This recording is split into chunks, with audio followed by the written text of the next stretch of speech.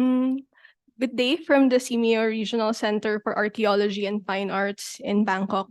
To all our viewers joining us live on Facebook and Zoom, I'm Anne, SPAFA researcher and also the organizer of the Archaeology Ethics in Southeast Asia workshop. I'm honored to be your moderator today, and welcome to the introductory and opening session of this workshop. So before we delve into this session, we encourage active participation from our viewers and attendees by submitting questions and comments, which we will respond to during the Q&A part of the session. And if you are joining us on Facebook, leave your questions and comments in the comment box under the live feed. And for those joining this session on Zoom, please leave your questions in the Q&A tab. So for the first part of this session, I will discuss the entire workshop's objectives and structure, allowing you, the participants, to understand what to anticipate throughout the workshop. So, can you see? Okay, yeah. Okay, yeah. So, the 2019 SEAMEOSPAFA Regional Survey on Archaeology Education revealed a demand for increased awareness of ethical issues in archaeology. To address this need, a seminar series has been proposed. Currently, discussions on ethics in archaeology are limited in the region, and organizing seminars on specific topics is seen as a means to raise awareness and find solutions to these issues. So for this introduction, Noel provided a video, and he will further discuss this part of the session. So these are the objectives of the workshop. The workshop aims to foster ethical practices in Southeast Asian archaeology, pinpoint and address concerns within archaeological practice, and facilitate practical solutions considering external perspective. So every time we start a session, we should always remember these objectives, and hopefully we can work towards these objectives. Okay, so the first ethical issue that we will tackle is about gender and sex discrimination. This session aims to shed light on issues related to gender and sex discrimination within the field of archaeology and how to make archaeology a safe space for every gender and sex. So the first issue will be on January, and these are our resource persons. And I will formally introduce them later when they talk about their presentation. Next is accessibility and inclusivity of the discipline. So this activity focuses on examining the accessibility and inclusivity of the field of archaeology. It aims to identify barriers and challenges faced by various groups and generate recommendations to create a more inclusive and accessible discipline. So these are our resource persons. And finally, the issue with intellectual property. This activity centers on the ethical considerations surrounding intellectual property in the field of archaeology. It aims to foster an understanding of the rights and responsibilities related to archaeological findings and knowledge. So these are the key activities of the workshop. The workshop encompasses online sessions introducing ethics in archaeology and addressing specific ethical issues through panel lectures, moderated discussions, and recommendations. The on-site activities involve a morning case study activity where selected participants present strategic plans for fictional case and an afternoon roundtable dialogue for discussions and future actions. As mentioned in your welcome email, participants who will be chosen to take part in the case study will be notified in March 2024 and will have their SPAFACon 2024 registration fee, as well as the on-site Archaeological Ethics in Southeast Asia workshop fee waived. So, yeah. So this is the timeline of our workshop.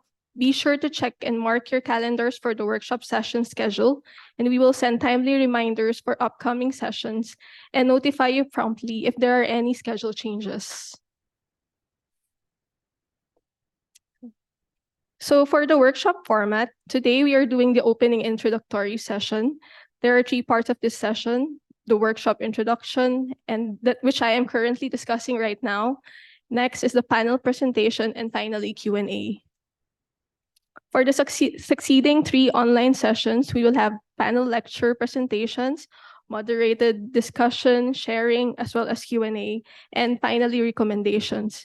This segment is dedicated to collaboratively generating practical recommendations to address the archaeological ethical issues we are tackling.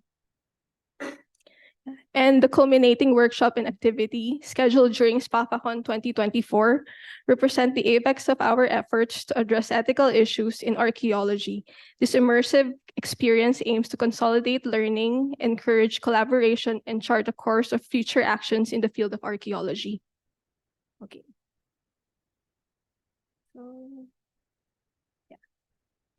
So today we have a lineup of esteemed speakers who will share their insights and experiences in the field. But before we dive in, let me introduce our first speaker, Noel Hidalgo Tan. He is the Senior Specialist in Archaeology at SEAMEOSPAFA. He is responsible for the Southeast Asian projects and other academic programs run by the center, such as the SPAFA Journal. Noel also runs an internet resource page on Southeast Asian archaeology. His research interests are in the rock art of Southeast Asia and he has published widely on the subject, particularly on the rock art of mainland Southeast Asia, where he has documented sites in Thailand, Malaysia, Laos, and Cambodia. Unfortunately, he cannot join us live today, but he shared a video for us to kickstart this session. Selamat pagi from Jakarta. I'm very sorry for not being able to make it this morning for the first session on archaeological ethics in Southeast Asia. My name is Noel Hidalgo Tan, and I'm the Senior Specialist in Archaeology at SEAMEOSPAFA, and together with Annie, the both of us are running this program on archaeological ethics. This workshop came about from a 2018 survey about archaeological education in Southeast Asia. And in this survey, we've identified ethics as one of those areas that archaeologists in Southeast Asia felt that they needed some more training in, but we weren't able to, but weren't getting training in the normal channels. And so we were thinking about how to provide this gap in ethics training in Southeast Asia for a while now. And after talking to many of you, my colleagues, over the last few years, I've also come to realize that when it comes to ethics, not everyone has the same idea of what ethics is when they talk about ethics. Sometimes people want to talk about specific issues. Sometimes people have specific grievances they want to address. And sometimes there are larger wrongs in the way we practice archaeology that need to be changed. And so our fundamental assumption for running these workshops is that talking about it as a community is better than not talking about it at all. And we don't expect that by the end of these 5 webinars, we will be able to become magically more ethical. Neither will we be able to right past wrongs, but hopefully at the end of these seminars, we will have a very good starting point to talk about as a community what it means to be an ethical archaeologist, what it means to have ethical practices in our work, and how we can be more ethically mindful of how our work impacts the wider world. So I hope that these seminars will be a good start to talking about these issues. And if we do not cover an issue that you think is important that we didn't cover, let me say first that it's not by design. I think we tried to do as varied a bunch of issues that we could, but not everything could be covered within the time span that we have. So treat this as a starting point. And we hope to see you real soon, either in our next webinars on archaeological ethics or in SPAFACon next year in June. Bye!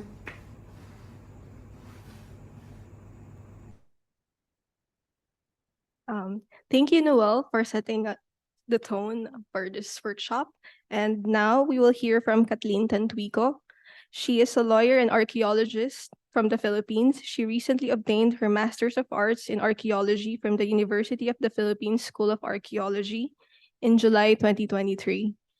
Prior to that, she completed a Juris Doctor degree from the University of the Philippines College of Law in 2019 and a Bachelor of Arts degree in Social Sciences, specializing in cultural heritage from the Ateneo de Manila University in 2010. Her master's in archaeology thesis tackled the awareness of Philippine archaeologists of the laws of the Philippines relevant to the practice of archaeology. Please all welcome Kate. Hi, Kate. Good morning everyone. Thank you for the introduction, Annie. So today I will be sharing a presentation on ethics and archaeology in the Philippines. So this is a very introductory presentation to what exactly is ethics and how is it applied to the practice of archaeology in the Philippines. So when it comes to literature on ethics and archaeology in the Philippines, I would have to say that ethics and archaeology isn't a very popular topic, as seen through the limited number of publications on the matter. In fact, I cite here Pamela Filona, whose master's thesis was published in 2010. Here, she compiled a lot of literature on the meaning of ethics and its application to archaeology. So with that, to define ethics, I have emphasized a few keywords that we can use to define ethics in the practice of archaeology. So first, ethics is the structure required to maintain the integrity, strength, and fluid development of a discipline. So when we speak of structure, it connotes a standard, and it is usually in writing. And as seen in the second point, it provides clarity on how to practice archaeology in a way that it is acceptable to the community. So with this definition, we see that it varies. The practice of archaeology and the standards of archaeological practice varies from community to community and perhaps from country to country. It really depends. But basically, it is the guiding tool for the discipline. So it is comparable to a North Star, so to speak. So why is ethics needed in the practice of archaeology? Why is it important to archaeological practice? So citing again Filona, she observed that this publication was in 2010, but personally, I think that her findings are still relevant today because the public awareness of archaeology, not just in the Philippines, but in the whole world, continues to grow. And because of this, so does the archaeological community. Archaeological communities are growing rapidly, as seen through in the Philippines, as seen through the increase of the number of enrollees in archaeological programs.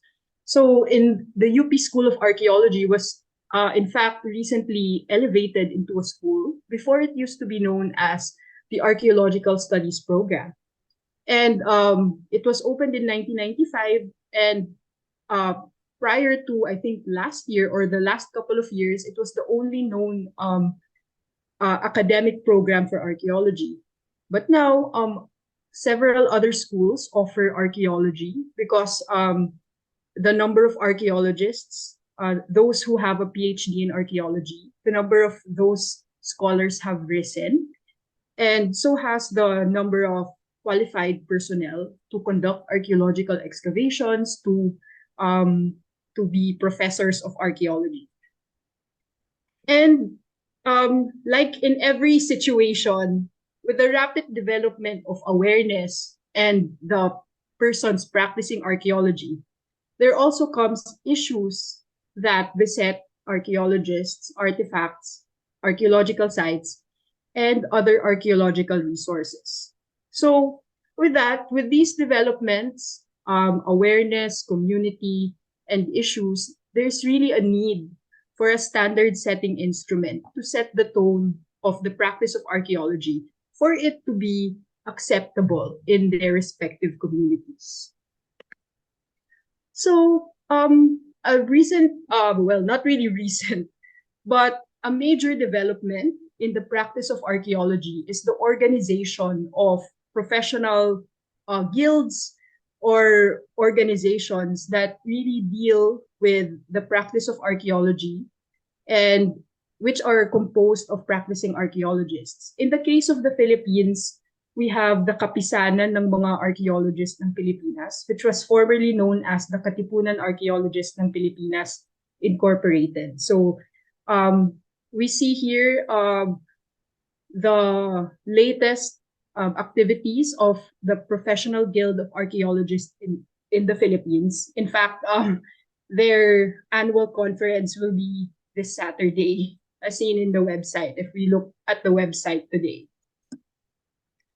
And with the organization of professional archaeologists in each country, they are the ones who usually create the code of ethics or the ethical principles in the practice of archaeology in their respective countries.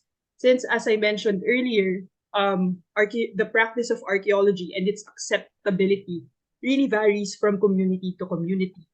And in the Philippines, we have the CAPI Code of Ethics, which was first formed by practicing archaeologists in 2004.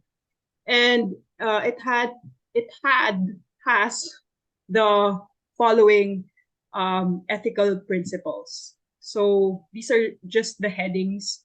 But we see that even the Code of Ethics needs development and needs constant revisions, editing, etc. to cope with the times. In fact, in the case of CAPI,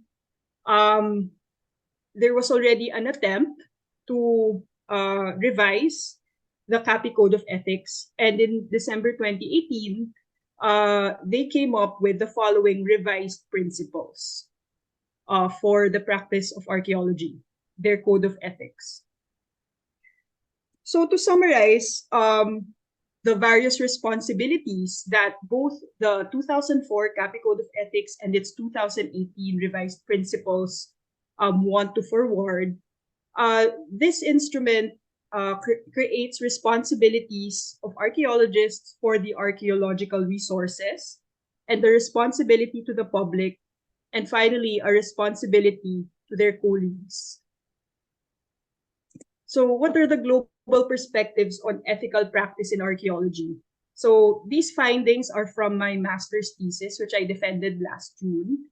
I have observed that professional archaeological organizations around the world are not necessarily slowly, but continue to be involved in government policy making. For example, in Europe, the European Association of Archaeologists have an archaeological legislation archaeological legislation organization in which they themselves review current legislation for the practice of archaeology in their country. If we look at the website of the Society of American Archaeologists, they continue to be ever present in the policy making on a government level.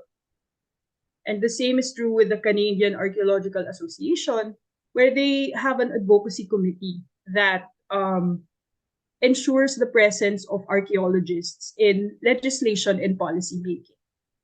So for me, that is one development of the practice of archaeology around the world.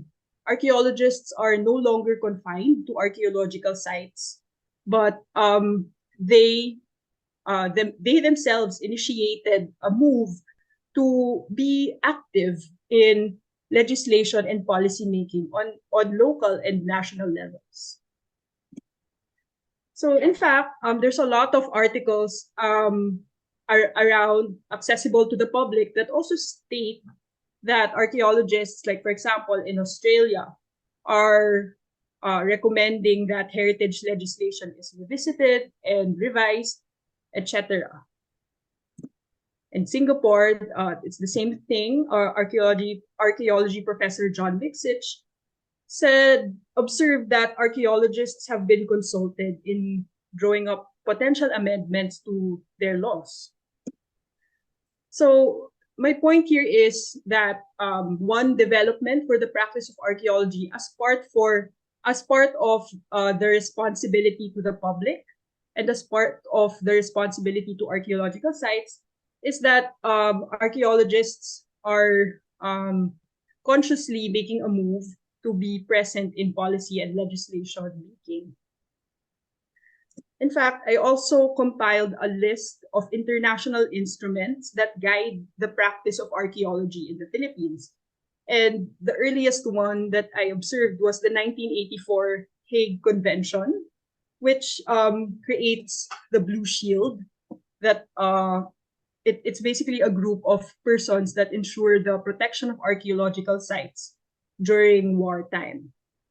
So there are a lot of international standard-setting instruments that archaeologists around the world can consult for the standard of archaeology in their respective countries. But as I mentioned, these are international instruments, and it is still the responsibility of the archaeologists to ensure that these are translated and made acceptable to their respective communities. So the findings of however, the existence of these instruments and the existence of standard setting instruments like national legislation and other laws are only effective and can only be implemented if there is a watchdog function. So just to share some of the findings of my master's thesis, in which I measured the awareness of professional archaeologists of the laws and policies that guide the practice of archaeology in the Philippines. There is a tendency for the members of the Professional Guild of Archaeologists to be more aware of laws that deal directly with archaeology and less aware of laws that are incidental to the practice of archaeology. And therefore, even if the ethical standards of each country require the awareness of laws and other pieces of legislation pertinent to the practice of archaeology, its implementation and its watchdog function really depends on the level of awareness of archaeologists of these standard setting instruments. So what are the codes of conduct in place for archaeological work in the Philippines? So as I mentioned, of course, the CAPI Code of Ethics is the primary standard setting instrument created by archaeologists for archaeologists. But we are also guided by national laws that are incidental or that affect research practice of the Philippines. So we have the Intellectual Property Code, which is a national law that prescribes laws on copyright in the Philippines. We also have the Revised Penal Code, which criminalizes the theft of materials from the National Museum, and these include archaeological materials. And there is also a University Manual for Research Practice under the University of the Philippines. But ultimately, the codes of conduct in place for archaeological work really varies on a case-to-case basis, since there's no regional or international standard that Philippine archaeologists adhere to. In fact, this is consistent with, as Annie mentioned earlier, the survey of participants last 2019 who really called for the need to create a standard instrument of ethical practice for archaeologists. So in summary, to recall the meaning of ethics in archaeology. So it is a standard setting principle that guides the practice of archaeology into being acceptable to the public. So ethics is an archaeologist's North Star, but ethical standards vary from community to community. And lastly, there's a need for archaeological communities to create acceptable standards for the practice of archaeology in their respective countries or in their respective communities. So with that, I end my presentation. Thank you very much.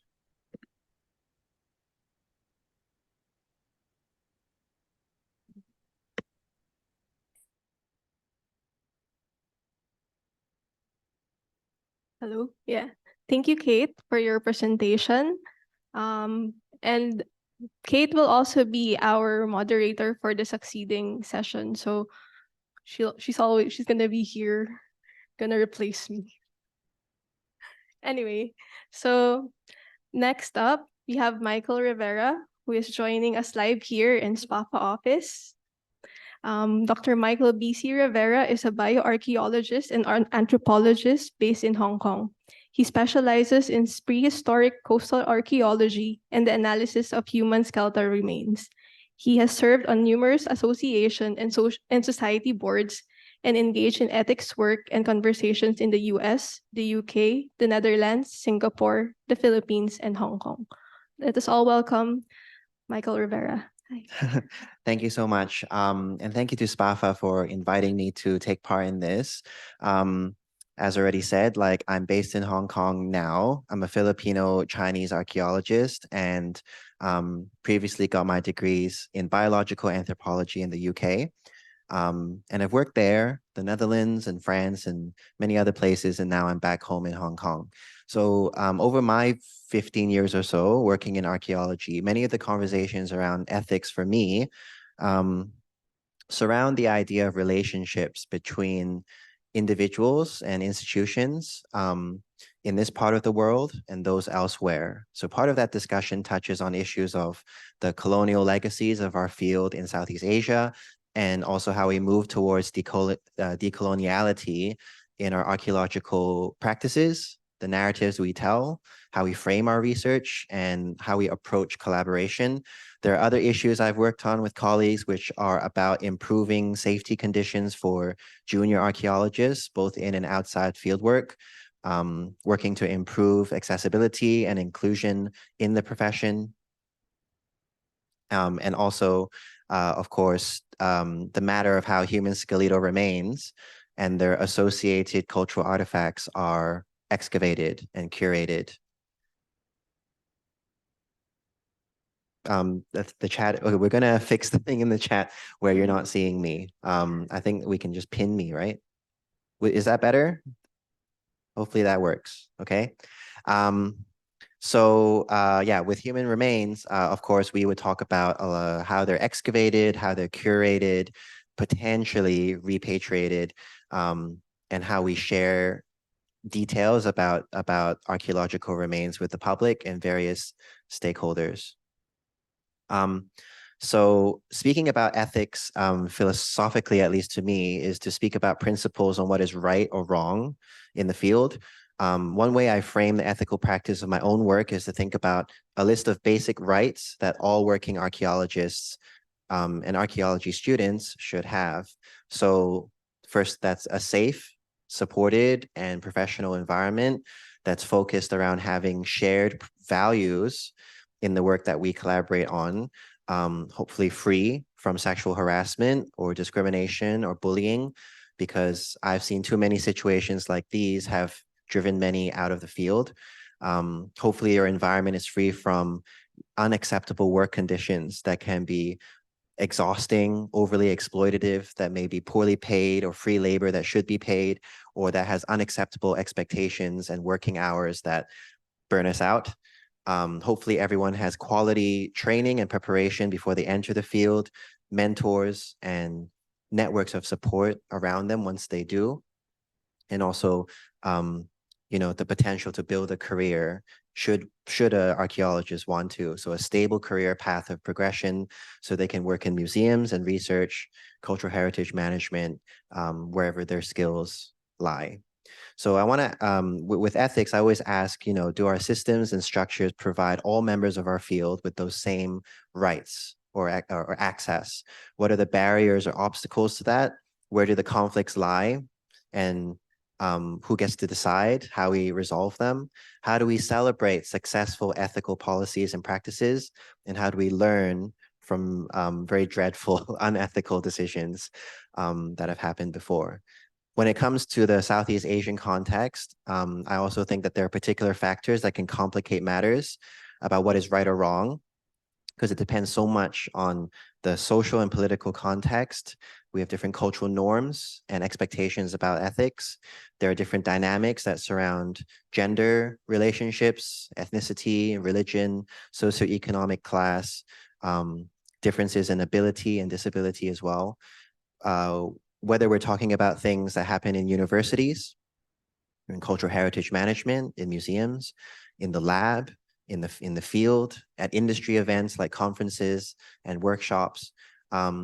Ethics can also, what we talk about regarding ethics can change depending on the materials that we're talking about. So is it cultural artifacts that hold a huge significance to different local or indigenous groups, hold significance to institutions? We can talk about human remains, which is inclusive of bones and teeth, but also biomolecular and chemical evidence like ancient DNA sampling that happens a lot these days. And also monuments or entire heritage sites, all of which may be accessed or studied or documented online as well, or using digital or 3D scanning technology, which itself brings lots of unique ethical dilemmas in this era of AI and machine learning and rapid, advancement in technology. So, and then I very much agree also that ethical standards can vary massively when working in different countries, which each have their own history of development in ethics. And also we're not homogenous at all. So those within each nation, each institution, each department, each cultural heritage firm can vary in individual opinion. Ethical opinions can also change with time, sometimes very quickly, and all guidelines and codes of conduct need to be reviewed at regular intervals to take this dynamicism into account. And one thing I think a lot about regarding ethics in our field is concentrating around the idea of power dynamics, different kinds of power that some people have over others or some institutions have over individuals.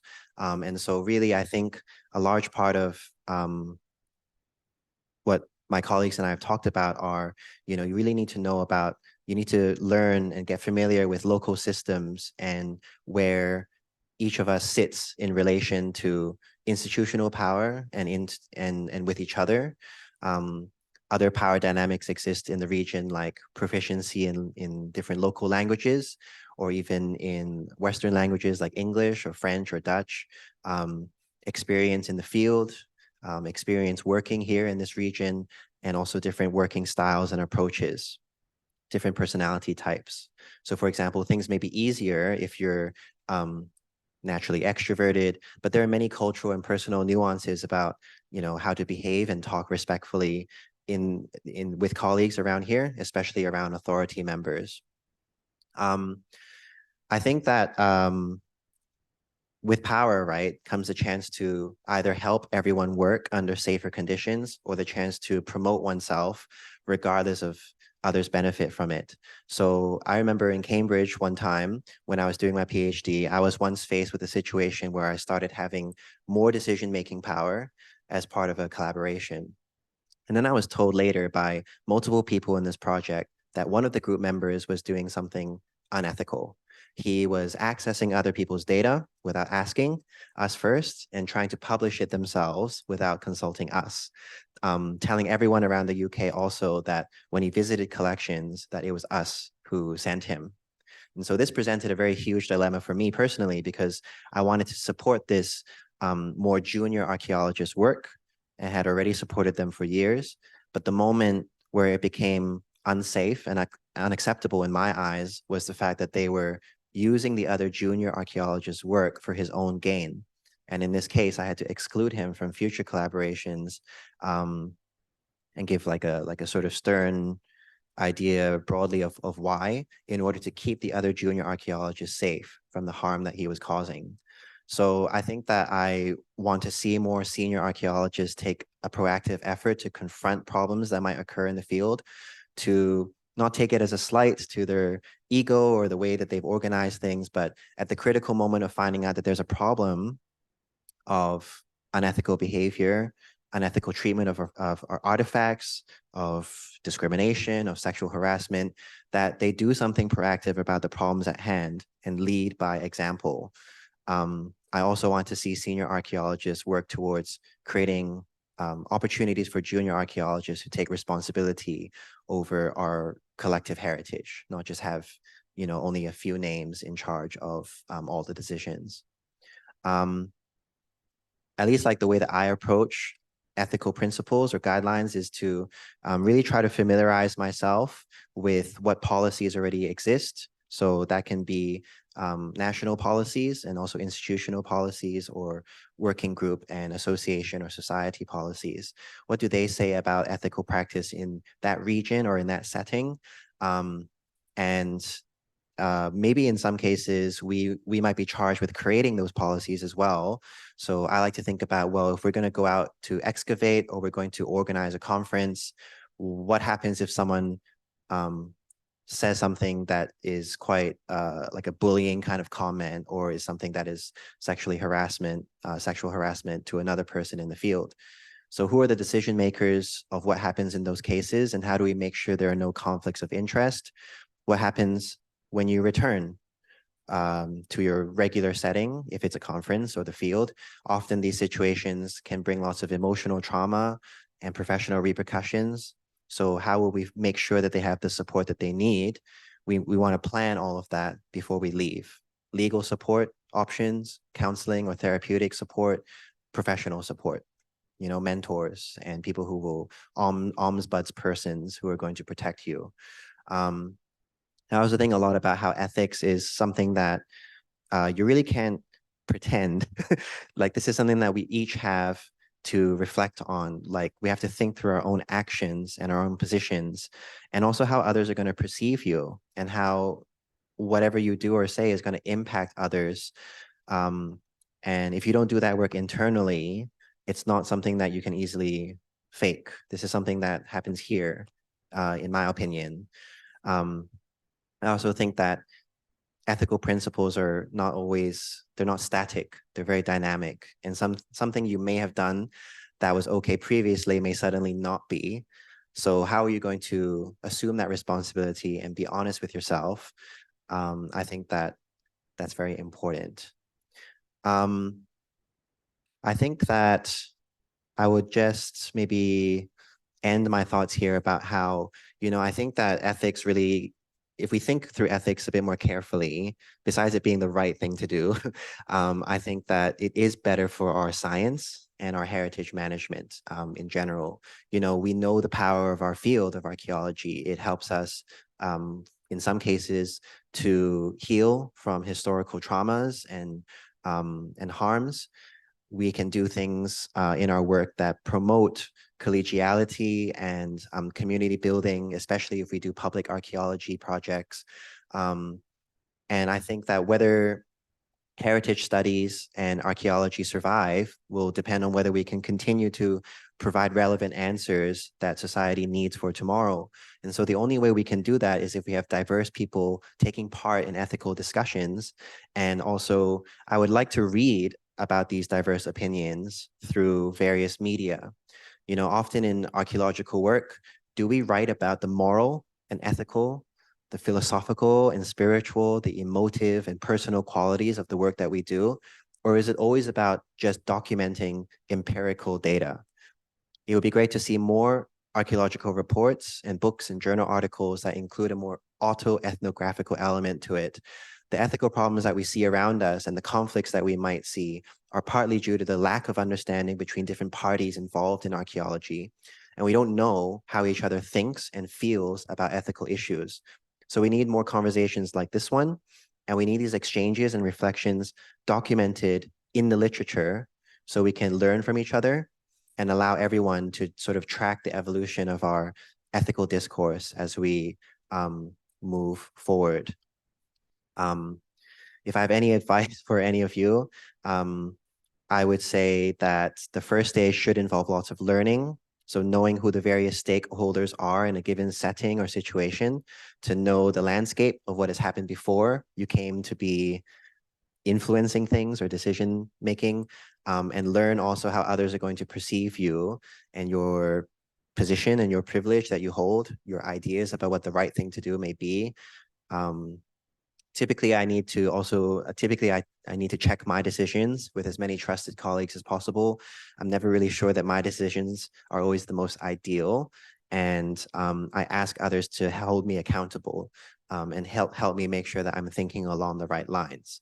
I would also say that after all these considerations, especially of when you're making really big decisions, you need to know also when to stand your ground, like when to fight for your principles when you believe something is wrong, and making sure that you have support around you in cases that you know you're going to receive some backlash. Ethical decisions are not always easy, especially if you're confronting authorities that you expect them to provide a set of protections or principles upheld in the work, especially telling your close friends or colleagues that you don't think what they're doing is in line with ethical principles. But the way that I see it is that if everybody was scared of repercussions, if nobody did anything for fear of backlash, then the field's ethics would stay stagnant and problematic. And you aren't doing yourself or those you want to protect and help any favors by staying quiet. So we can speak up, and we have to speak up, and trust that there are communities across this region who will listen and understand and support and work together with you to push for a more inclusive and ethical archaeology. I think I'll leave it there for now. Thank you so much.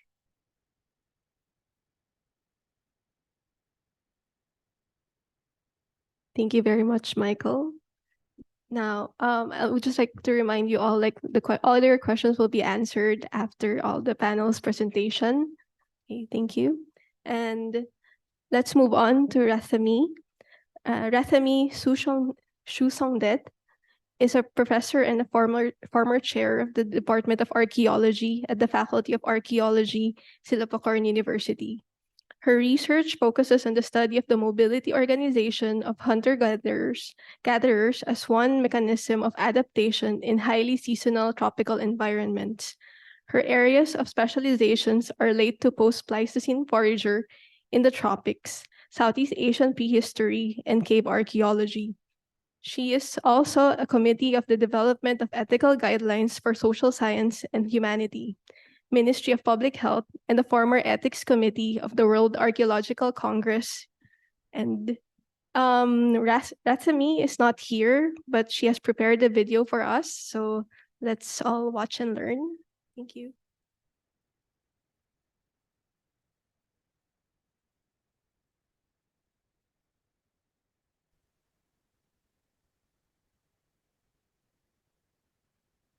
Good morning, everyone.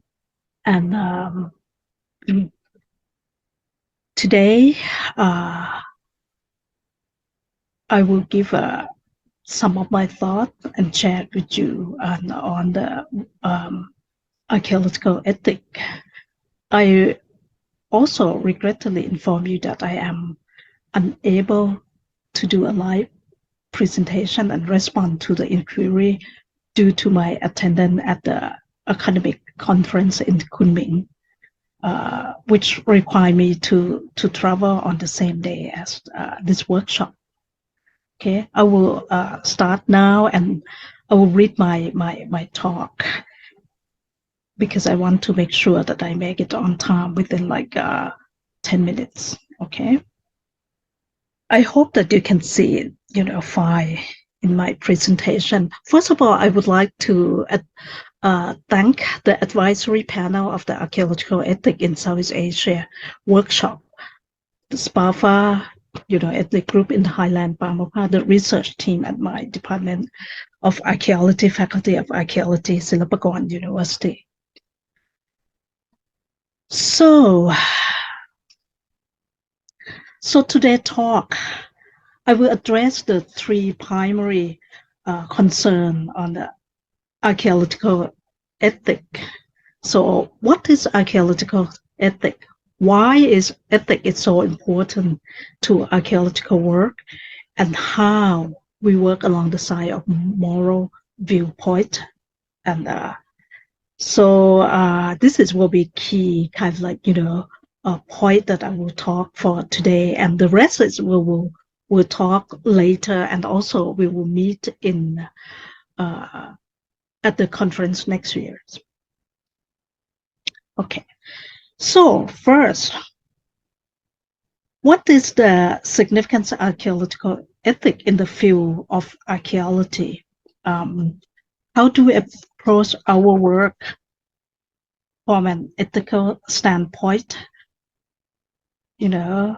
I think that archaeological ethic refer to the moral principle and standard that guide the conduct and the decision making of the archaeologists in their professional practice. This is my understanding. From my perspective, the answer is very clear and direct.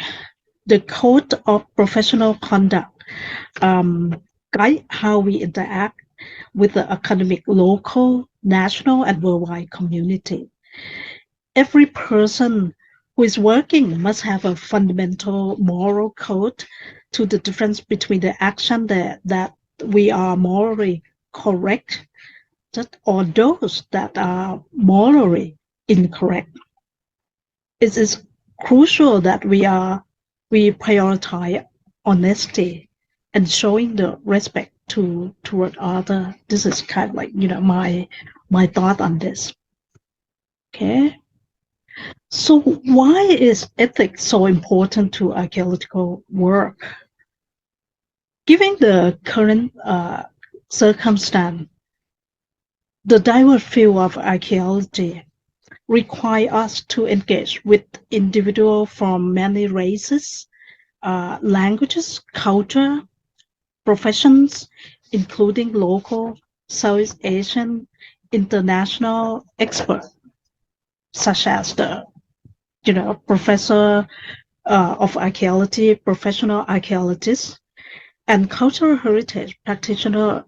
It is essential to act with cautious, to make sure that our actions do not have a negative effect on the individual concern that relying solely on the academic, accomplishment and academic position is definitely insufficient.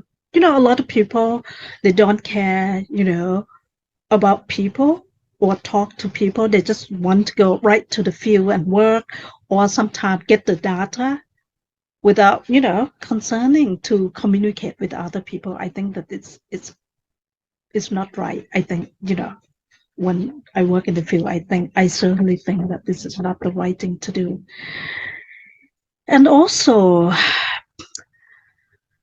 it is important to acknowledge the differences in the research collaboration at both national and international level, as well as the distinct difference in the research tradition and the technique across the different culture.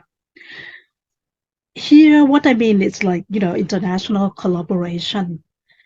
We must aware of the inequality of research collaboration, both national and international level, as well as the, I already said, mentioned cross-cultural difference in research tradition and approach. Sometimes, people, I went to Myanmar, Malaysia, and a few countries, the approach that they work in the field, or the approach that they, how they work, slightly different from Thailand. I cannot use my perspective to judge other people. The same way, if we work with an international scholar, and somehow they feel that why, we take so much time to negotiate with people. I want to work now. No, you cannot work now. You need to like really talk to people and talk to the team, make sure that everyone have the same understanding when we work together. And archaeology is the discipline that, research on the disease and the living individual. We also need to make sure that we respect the personal and cultural right of the owners relevant to the archaeological site, evidence, or the historical sources that we are studying. So we make sure, now is more strict that we have to aware about this. What I'm saying here is both national level and international. I just need to stress this,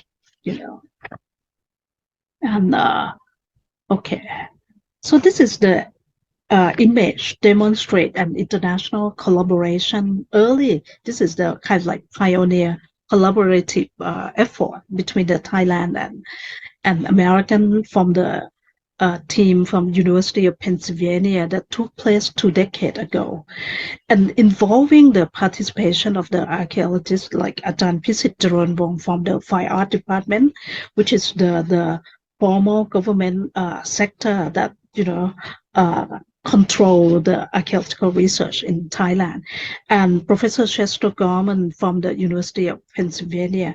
You can see from the picture.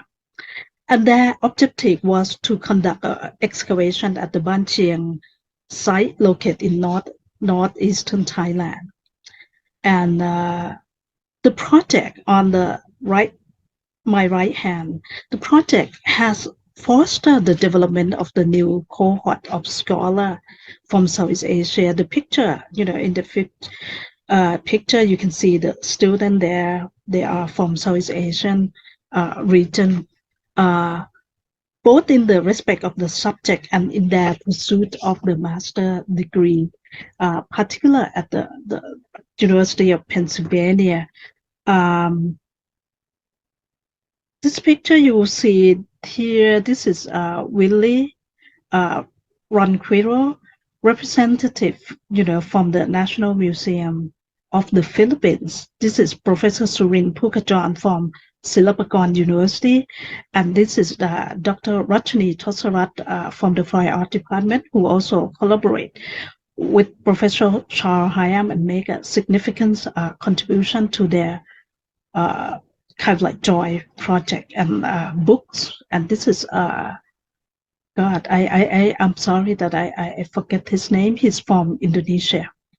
So this is, is build the cohort within the young kind of like Southeast Asian archaeology. I know that later, like, you see more at the University of Otago and also at the Australian National University. Peter Bellwood also, have fostered the capacity building of the young research in Southeast Asia. I think now Miriam Stark also, doing this. So this is something that we need to discuss maybe further in the future. So also, when we look back into the local archaeological work, local archaeologists frequently encounter inquiry on their origin, typically entangled with the national ideas and identity, whereas foreign archaeologists approach their position by posting self-reflective scholarly question. So both concepts must be comprehended to prevent the misinterpret during the work together. What I show here, I think that in the, when we work on the guideline together or working together, this is something that we must be aware, in terms of working collaboratively. And similarly, this picture represents the local thought that archaeologists who process the scientific knowledge have support their claim, while also acknowledging the importance of the reconnecting themselves with the fieldwork and respect the perspective of the local community regardless of their personal opinion. This is something that when we did the survey and the artifacts, the Buddha statue inside the temple, and it's just something, it changed from the just artifacts, Buddha statue to something that is morally very important for the local communities, like, spiritual, symbolic, figure in their village. So when we work there, we have to make sure that we tell our students to pay the respect and don't say something that insulting people, and make sure that, whatever, the villagers say something, they listen politely and ask the question politely, whether they, agree with them or not. This is just kind of example. I'm sure that we have this all over Southeast Asia. So how do we integrate our action with our moral perspective? In this session, I will provide an overview of work ethic and outline the work experience. The work experience is divided into three parts.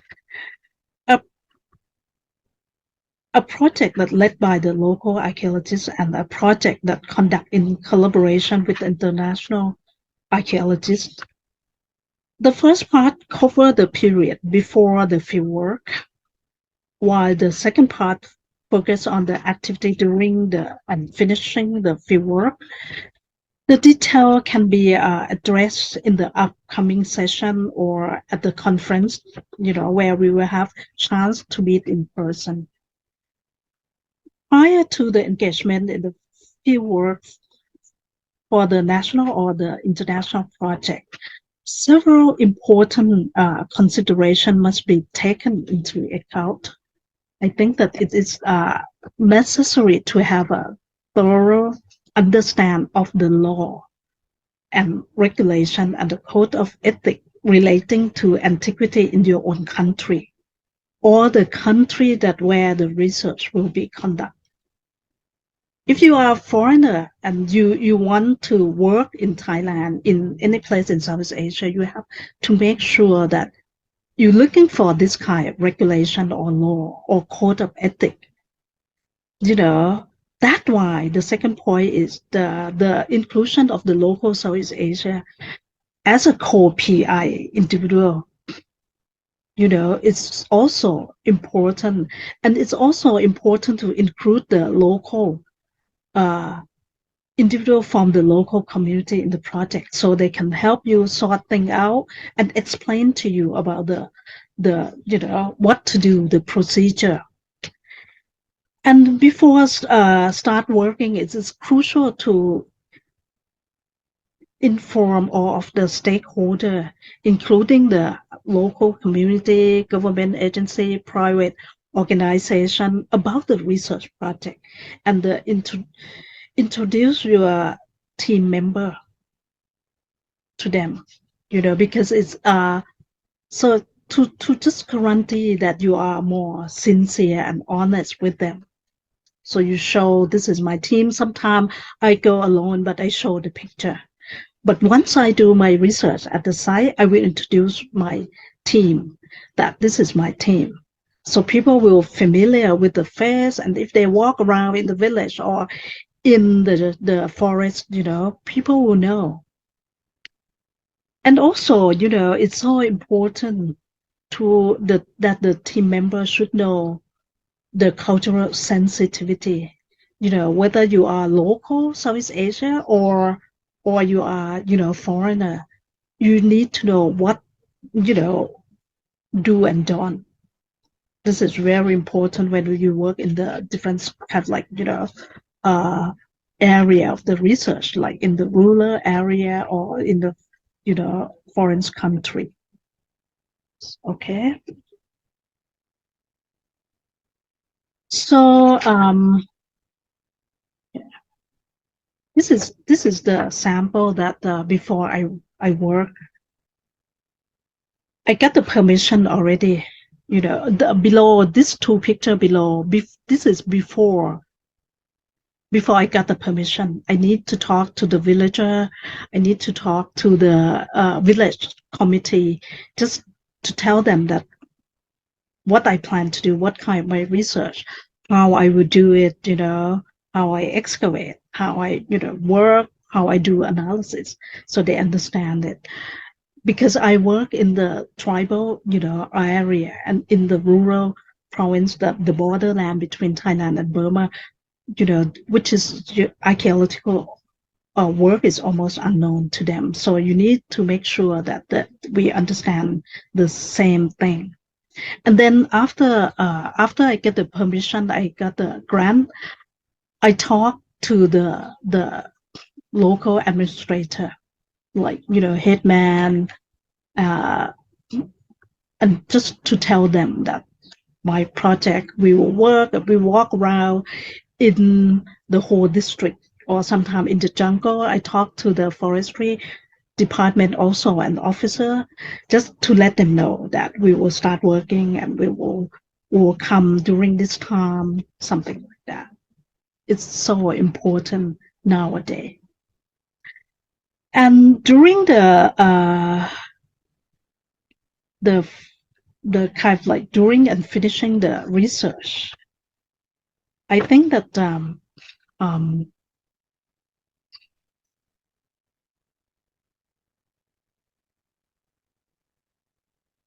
it is essential, you know, for the implementation of the capacity development program in the research project, which may involve providing the training to earlier career archaeological student or individual from the local community. So during the time that you work, it's, if it's possible, you have time, it's so important. I like the idea that Pisit Jerome and also government, you know, foster the capacity program to develop the early career. And now they are professor and they have a lot of students. And this is so important to elevate the archaeology of Southeast Asia. And also it is important to communicate and share information within our academic community and also the local community as well as the public regarding the study conduct and its outcome that we have.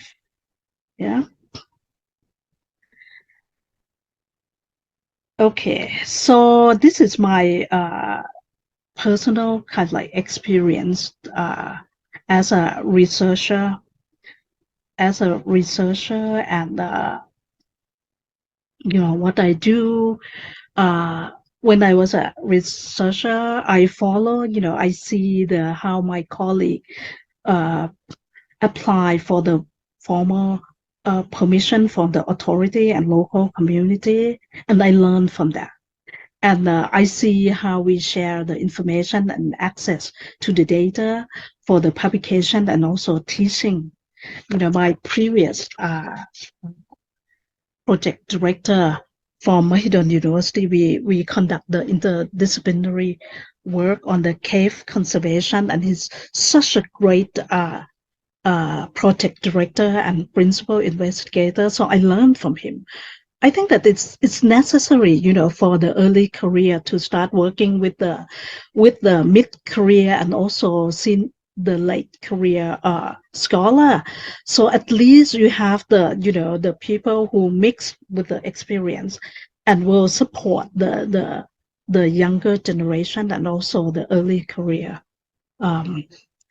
The same thing when I am a project director or principal investigator of the interdisciplinary, which involve a lot of people in the field. I do the same thing. I process the formal permission from authority, local community.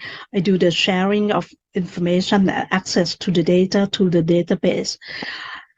I am, negotiate with how we study the human remain and, storage and representation of the artifacts and site, do the site conservation, do the documentation and archive. So this is for the future for people can, who can study on the same research topic as mine. And also, I involve in terms of protecting the looting. If anything that happened, we also, provide information how important of the conservation and preservation of cultural heritage in the long run.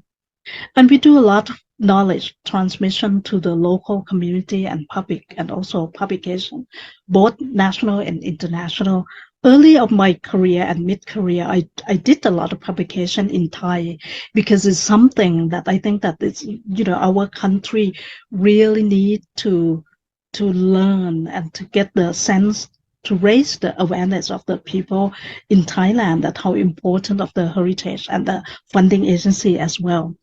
And also we involve with the intellectual property in terms of heritage, local heritage of the tribal groups, make sure that it's well protected. This is all kind of something. If you will be a project director in the future, I think that you might have to consider what is your role have to play that is related to the ethical concern. This is just something that, this show the image, that happened, why I concerned about the looting, and also do a lot of community work along with the archaeological work, because this is the image show an issue where the scientific research team, my interdisciplinary team, has been collecting the data without the consent of the local community when they went to collect the information. As a result, we are opposed the action and requesting immediate intervention and assistance from the supernatural entity, which is frequently witnessed in the tradition event in the local or like tribal, in the tribal community, or in the rural area in South Asia.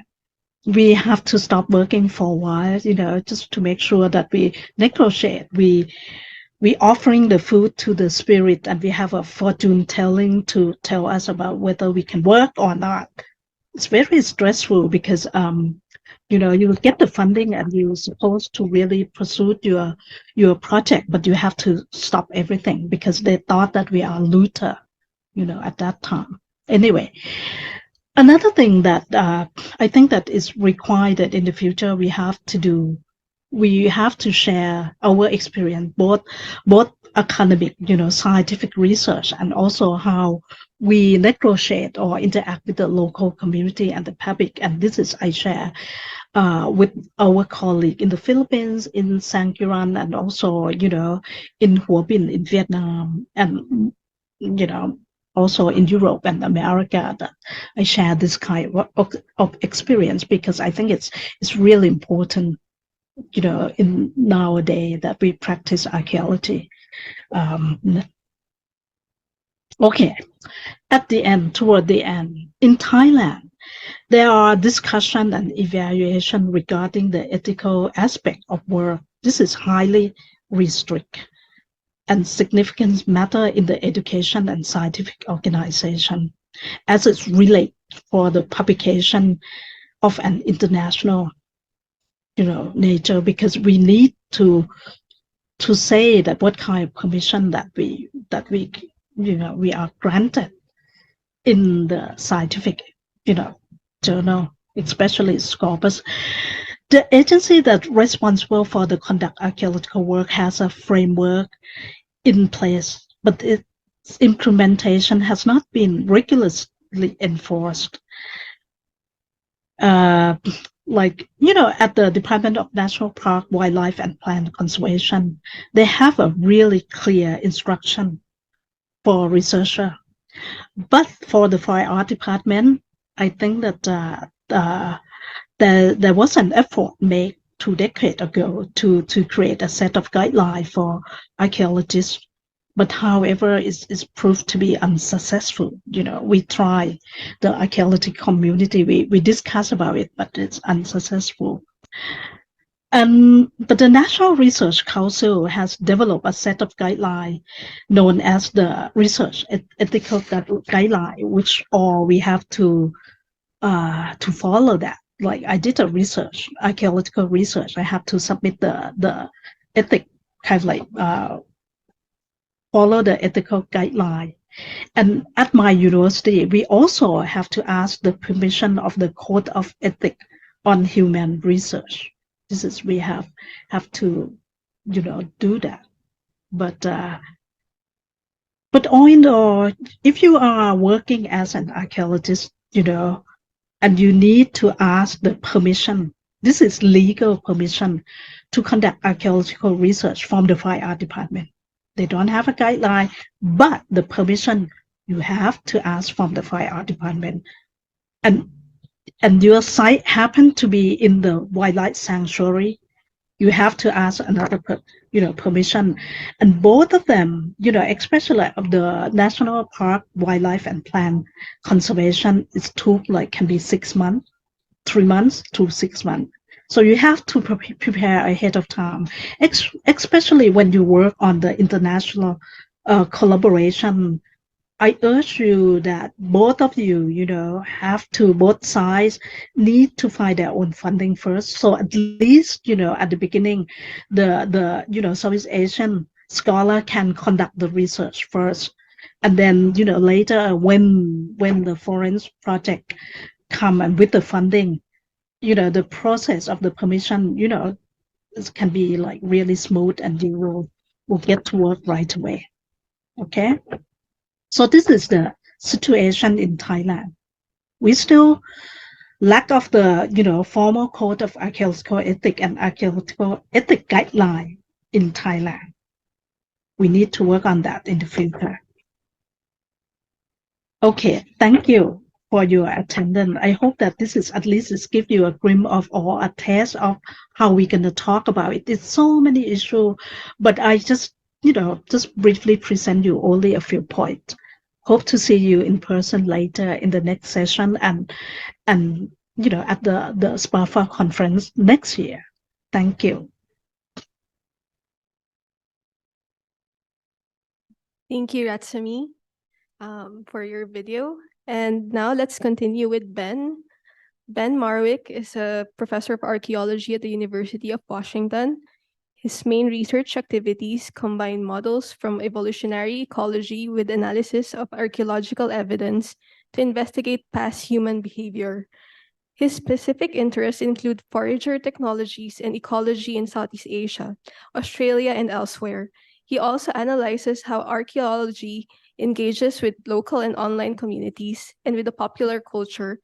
He is also interested in techniques and methods for reproducible research and open science in archaeology and sciences broadly. So let's all welcome Ben. Hi, Ben. Great, thanks so much. So I have, I'm going to try to whiz through these questions, these prompts that were sent to us, and thanks so much to Noel and the team at SPAFA. I think this is an exciting series of conversations, and I'm really honored to be part of it. And hopefully the first of an ongoing sort of discussion on the topic that I think is very healthy for the discipline. So how to define, what kind of dilemmas I think I've noticed principles, benefits, how to navigate and resolve. I will touch briefly on each of these over 10 minutes. I wanted to make sure there's plenty of time for the really interesting questions that I've seen popping up in the chat as well. So how to define ethics. And I think a couple of key words relevant to archaeologists are things like relationships between people, like each other, like those of us on the panel as professionals and also in the audience here, and then the public, but not just people that are alive now, but people that are long dead, the people that we dig up and their ancestors that are alive now, and people in the future. So all of the descendants of the people whom we dig up and stories that we tell, and all of the people that are counting on us to tell reliable stories about the past. So people, relationships between people, what's like the right thing to do in terms of the law currently, and what's the right thing to do in terms of like the norms of our societies as well, that isn't necessarily a legal obligation. And then a second kind of key idea around defining ethics in archaeology, I think, is really unique to our discipline is the relationship between people and things. So, we have, I think we have like obligations. There are normal things that we can do and laws that we have to follow around dealing with things, dealing with archaeological sites, dealing with artifacts, dealing with human remains in particular, things that make sense, to honor the things of the past, honor the things in the present, and also, do the right thing, obey the law, do the normal thing about things in the future, so that people in the future can have access and with those things and interact with them in kind of ethical, moral ways as well. So I think those are a couple of key concepts for defining ethics in archaeology that are also really distinctive to archaeology, that are kind of unique, that we face, that other disciplines that don't have the same interaction with. So dilemmas that I've encountered in my work, I think, we all encountered dilemmas of varying scales pretty much continuously, and that's what makes doing archaeology in some ways challenging and exciting and rewarding, kind of tackling these dilemmas in rewarding ways. But one in particular that I want to focus on that we wrote about, this is one of my colleagues in Vietnam and another one in Myanmar, wrote about recently for the SPAFA journal, is this question, this challenge of how to interact, how different communities should interact in ways that are meaningful and mutually meaningful and beneficial around doing archaeology. So in the West, there are certain sort of ways that seem to be the ethical way to deal with traditional communities that might live near the sites they work on. And in other parts of the world, trying to do those things don't make sense. Like the local communities aren't interested in those things, or their interests are quite different from what is an interest of say, a Native American community or an Australian Aboriginal community. And this is a huge challenge, I think, for archaeologists working in Southeast Asia, not just for foreign ones like me, but also local archaeologists, how to find ways to do archaeology that makes sense to the local communities they work with. So that's one aspect of this dilemma. And another aspect is, from one research community to another. So when foreign archaeologists come into Southeast Asia, how can they interact with the local research community, the local specialists who have PhDs and work in high technical levels? How can they work together in ways that are meaningful? And often this is things like co-authorship of publications, and inclusion in like the planning of the research and grant application drafting at the highest levels. And this paper came out of our observations of situations where that wasn't happening in a way that we felt was satisfying. So we wanted to make a comment about it. So I think this is one of the greatest challenges that I feel I face, and I think many of my colleagues do as well. It's this kind of including local communities in ways that are mutually meaningful and beneficial. And what we just heard from Razmi is, like, I think, really pioneering work on doing that successfully, and she's a tremendous positive influence to many of us on this question. Ethical principles that are important. So this, I just am sharing here some of the results of a survey that I was involved in with the Society of American Archaeology, who have their principles of archaeological ethics is it's a kind of touchstone for many other communities around the world. And I saw the statement from the Code of Ethics from the Philippines that Kate mentioned, and they're almost identical to the Society of American Archaeologists principles. And that society has been considering updating their principles recently, and we helped with a survey to find out what people want to put on there. And these are you can see some of the keywords in here in this word cloud: harassment, work, communities, field data, indigenous descendants. Some of the themes that should be part of these principles of a revision. And here you can see how some of these keywords are related: descendant communities, digital data, cultural remains, sexual harassment. These are things that are on people's minds as like ethical principles that are a high priority. And this kind of bar chart down the bottom is this is a computational analysis of the text of the responses. We received nearly 2,000 responses, and a lot of people wrote a lot. And so we read many of them, and we also used the computer to help us extract themes out of them. And these are some of the themes that the computer extracted. And you can see the most common one there, most frequently discussed one: sexual harassment, discrimination, assaults, and so on. These are principles. Those are principles we want to avoid or remove from the discipline, but things that are on people's minds at the moment. Dealing with digital data and human remains, these kind of things occur together. Indigenous rights and so on. And so this, by the way, this is a survey I think we can implement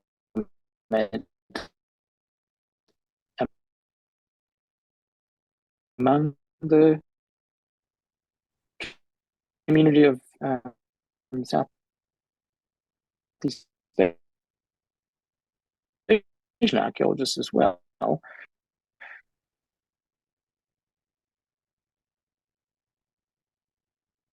Hello. Hi. Yeah, I think he got disconnected. Sorry for the technical difficulties. So I think we could start with Dugald's video presentation for now. And then if he could enter again next, he could continue his presentation. Okay. So we'll hear now from Dugald. Dugald O'Reilly, an associate professor, teaches in the School of Archaeology and Anthropology at the Australian National University. Dugald has worked in Southeast Asia since 1992.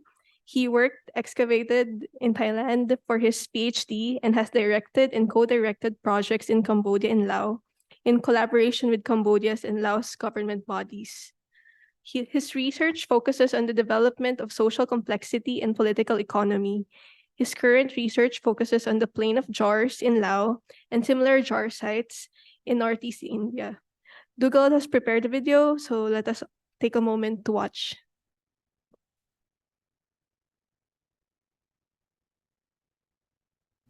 Hi there, my name is Dugald O'Reilly. It's a pleasure to have been invited by SPAFA to discuss ethics in archaeology. I currently serve on the ethics committee at the Australian National University and regularly review ethics proposals from various fields.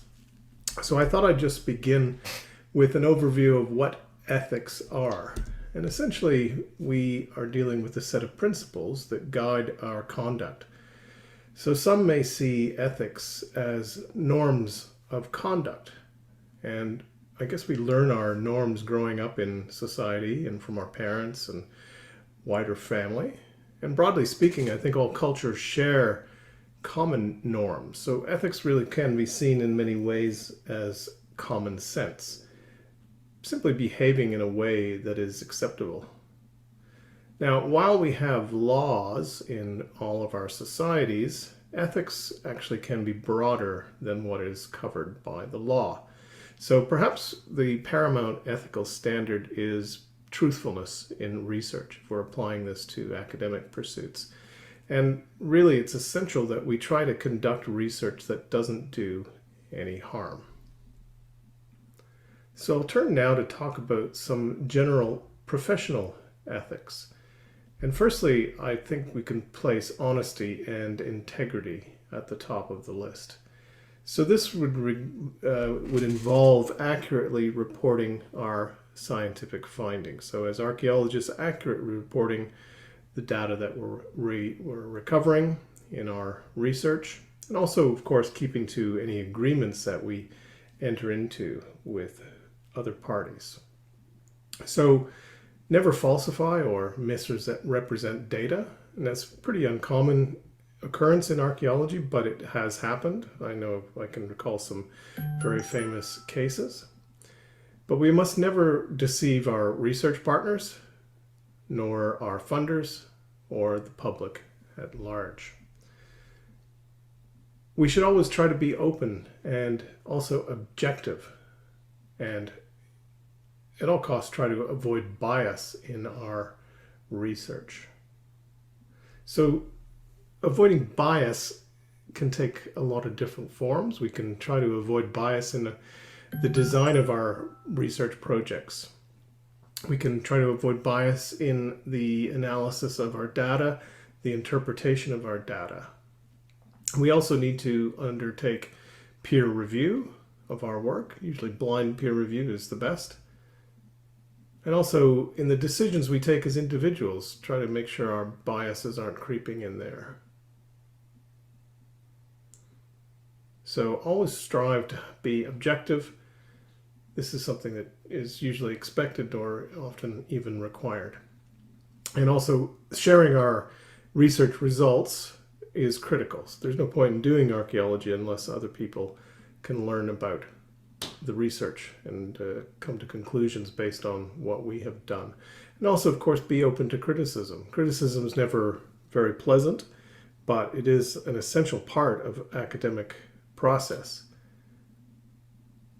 Also, one other thing we might be aware of is disclosing any personal interests or financial interests that may affect research. And again, in archaeology, that doesn't usually tend to apply that much. Transparency and accountability are also really important. So clearly state the methods that are used in the research and also any assumptions that you're bringing to this. So these are things that are needed for other people to evaluate your research, the methods, the materials, the assumptions, the processes used in the analytic investigation of the data. And we also need to be prepared to give an explanation or a justification of why you conducted your research in a certain way. So you need to take responsibility for your research.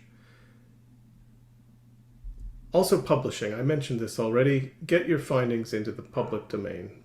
So this is something that's critical for archaeologists to advance our understanding of the past, advance research and scholarship in the areas in which we work. As I said, there's no point in doing archaeology unless you're sharing those results.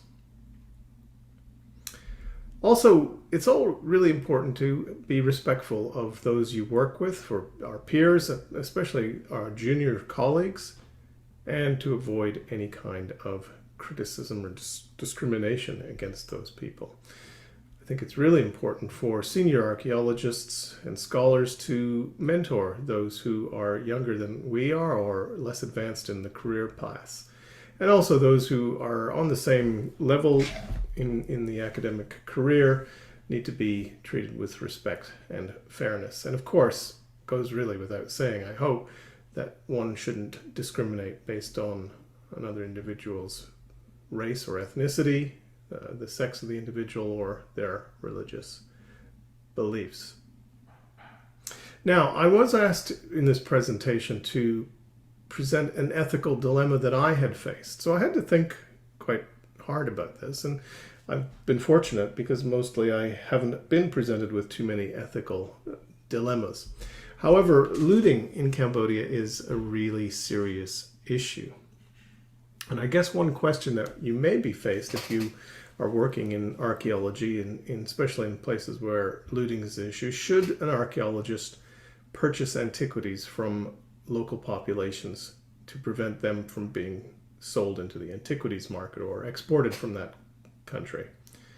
So working at looted sites in Cambodia, I have actually been asked to purchase artifacts by some colleagues. And the motivation for their request was that these artifacts were going to be probably bought by international dealers, and they would be exiting Cambodia. Now, in my opinion, this would be a very serious ethical breach. I think that if you are purchasing antiquities, then you are essentially engaging in the illicit trade by purchasing objects from people who have excavated them in a non-scientific manner, and people who have excavated those objects without permission from either the local or the national authorities. So even though it would mean perhaps saving certain artifacts, I think that ethically speaking, that is forbidden. It also is problematic because those artifacts have been removed from their context. So they don't really provide us with any real scientific information, and they simply become an objet d'art, or a beautiful thing, rather than something that is valuable in a data sense. So let's just have a look at defining ethics in archaeology. I think archaeologists in some have an obligation to adhere to international and local laws. So just actually before I go on, I should point out that there already is a code of ethics in archaeology in many parts of the world, and the United States springs to mind. So there's a register of professional archaeologists there, for example. And in some places, archaeological research actually doesn't require ethics approval, as archaeologists are not dealing with living populations. So many areas, ethics approval for archaeological research is not required. But I think it probably is a good practice to internalize ethics as archaeologists and adopt some of the core ethics. So just getting back to that we need to adhere to international laws and of course to local laws. And also I think informed consent is really important in our field. So talking to the communities that we want to work in and working collaboratively with those communities is good ethical practice. We need to keep really accurate and detailed records of our research as we go forward. Those are things that may be consulted by future archaeologists. And they may have different interpretations, but it's really important that they can go back to the original documents that were used. And again, I'm stressing that making our results widely known and available is really important in archaeology. And of course, when you work with human remains, as is often the case if you're excavating cemeteries, etc., one must be extremely respectful of these. These are the remains of human beings, and we must always remember that and treat them with the respect that is due to those individuals. And lastly, let's not be involved in the illicit trade of antiquities. This, to me, is quite an affront. So I think that sort of sums up the things that we need to be aware of as archaeologists with regard to ethics. And I thank you very much for your attention.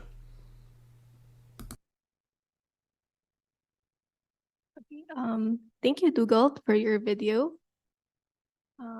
So now let's welcome our final speaker.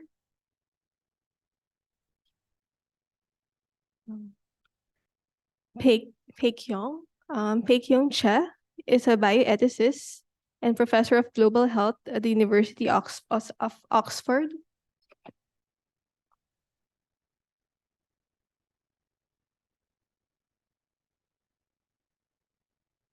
Okay, sorry again for the technical difficulties. So let's welcome our final speaker, Paek-Yong. Paek-Yong Che is a bioethicist and professor of global health at the University of Oxford, along with being a founder and current head of bioethics and engagement at the Mahidol Oxford Tropical Research Unit. Her research focuses on ethical issues arising in research and with underserved populations, in particular how to ethically involve children, migrants, refugees, and other vulnerable groups in research.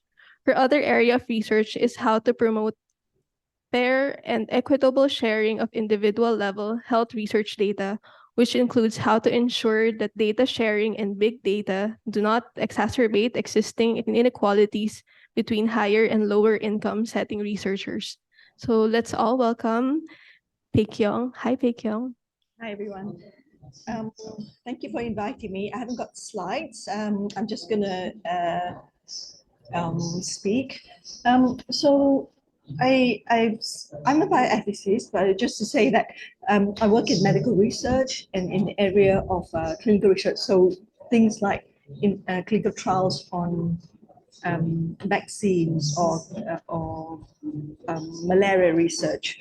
But what I'm hoping to do is for me to share some of these issues we discuss in biomedical research and ethics of conducting biomedical research with the archaeology discipline. And hopefully we can learn from each other as well. So the other thing which I think will be relevant in this discussion is the ethics and public and community engagement side of things. So I run community engagement projects throughout Southeast Asia with my teams in the local areas. And this is, of course, for medical research and for public health. And again, I hope we can learn from or share ideas about how we do that. And I think there's quite a lot of things we can learn from each other. I heard many speakers today talking about involving communities, about getting community buy-in, and explaining to the community what we do is what you guys do in the field, etc. So I think one of the things that we really pay attention to in medical research is when we go into a community, we not only want to tell them what we do, we want them to give us input on what we do so that we can do it better and we learn from each other. And engagement is not only for utility purposes as a means to an end, but it's also a good thing to do. It's the ethical thing to do. It's got an intrinsic values. Because even if no one, if you don't gain anything from talking to people, it's still a good thing to do because it's respectful, etc. So the other interest of mine is data sharing and open research. And I'm very passionate about this topic. So of course, again, mine is about medical research with human participants. But I think there is quite a lot of sharing that we can do amongst our two disciplines. So for me, what is ethics? Well, I think I have taught many students. They always ask me, is it ethical to do this and that? I always ask them questions back. What is the situation, or what's the context, etc. So yes, it's about right and wrong, but it's about well-reasoned right and wrong. And we always, in my discussions with other ethicists, sometimes this main topic is not about the right and wrong, it's about trade-offs. If we do this, what are the trade-offs? If we do that, what are the trade-offs? So we choose what we do in the end because we know the reasons for and against. We balance the benefits and harms or burdens, and we always ask the should question. So it's not can we do this, because can we do this has got many dimensions, some are legal dimensions as well. But should we be doing this? Should we be buying stuff that are stolen from the Cambodia archaeological site, for example? Yes, you can buy them, but should you be doing that? So again, the answer has to take into consideration context. Very, very rarely there are ultimate no's or ultimate yeses. I say rarely because there are some times when it's definitely a hard no. Okay, and so I think I'm the last speaker, so much has been said already, so I'm just going to focus on one issue. And this is in a way a teaser to my talk in March. What is open research and open science? We have speakers previously who have talked about it a little bit just now. What is open science? Open science is the movement that makes scientific research, including publications, data, physical samples, and software, and its dissemination accessible to all levels of society, amateur or professional. So this is the previous speaker is also interested in this, so maybe we have quite a lot in common here. So for you, I think in archaeology and many other science fields, there's quite a lot of talk about that. But in medical research, I think there's a lot more because it's about health and saving lives. So there's quite a lot. So for example, when COVID broke, the sharing of the genome of the virus was really important to develop vaccine, etc. But how do we get to open research and open science? There is an evolution. So my view here, or my talk here, is about biomedical perspectives, but some of the principles apply in other fields. So there's an increasing shift towards more sharing and collaboration. So in clinical trials or clinical research, we've been encouraged to register our clinical trials on the website. So even your protocol or elements of the protocol, you put it on the website so that other people know what you're doing. And this is important for transparency. This is important for accountability. You can't start a study and then never finish it or don't publish it. So it's for accountability. It's also for people who want to do the same thing. They can see what other people are doing. So reduction of waste of resources and also learning from each other. And then that's the protocol. And we've been also encouraged to publish our papers in open access journals.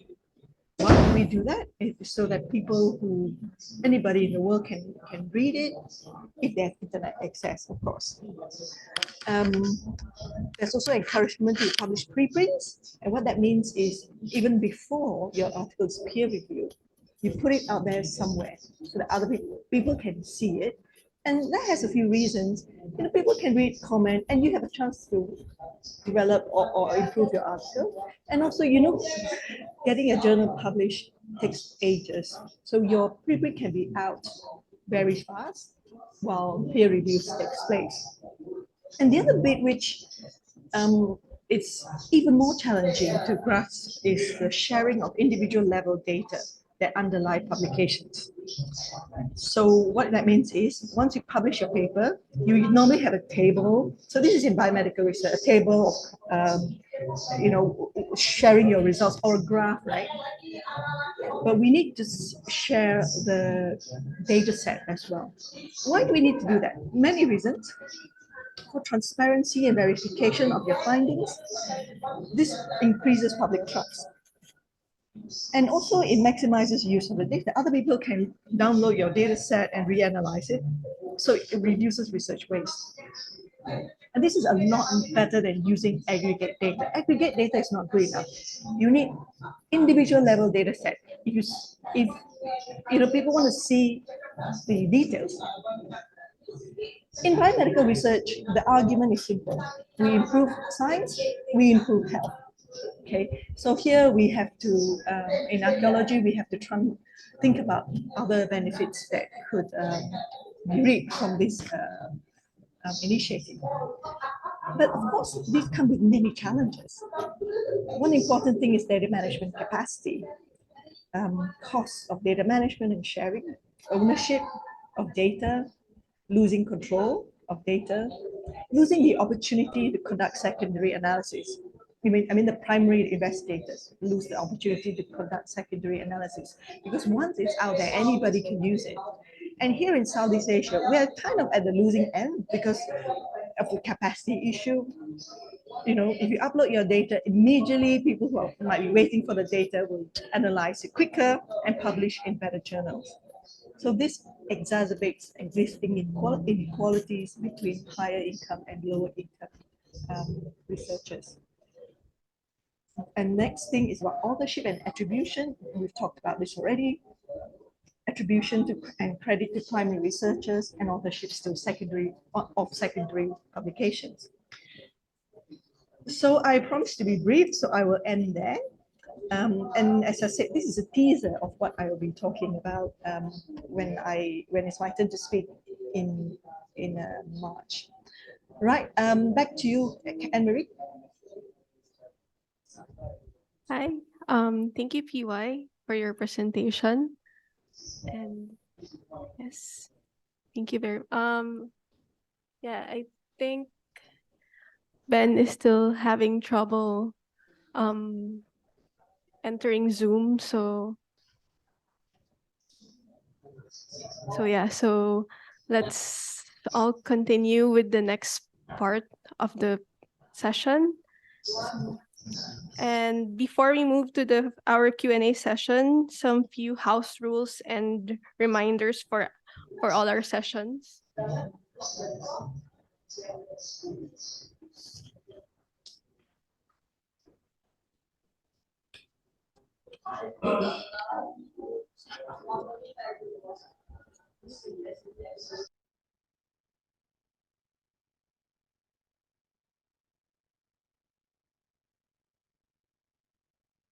Okay, so first, be mindful and respect diversity. Participants are encouraged to be mindful of diverse perspectives and opinions. Respectful and inclusive language should be used during discussions. And then be mindful of the time limit.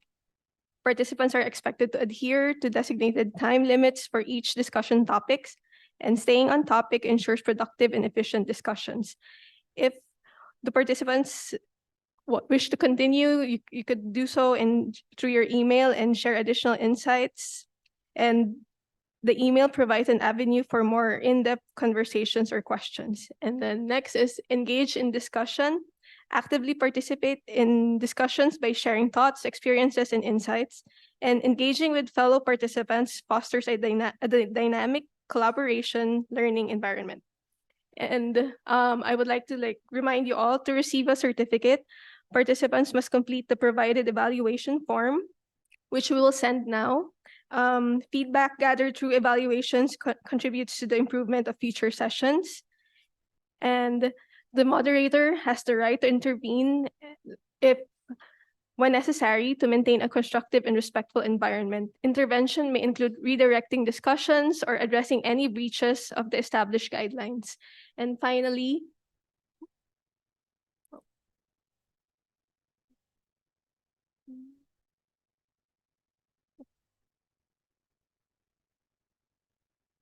trigger warning. So, and disclaimer, the sessions may cover sensitive topics that could trigger emotional responses, and participants are encouraged to seek assistance if they feel unsafe or triggered. A respectful and sensitive approach towards fellow participants is expected during the sessions. Okay. So now let's proceed to the Q&A portion. If you are joining us on Facebook, leave your questions and comments in the comment box under the live feed. And for those joining this session on Zoom, please leave your questions in the Q&A tab. Okay, let's start with the questions now.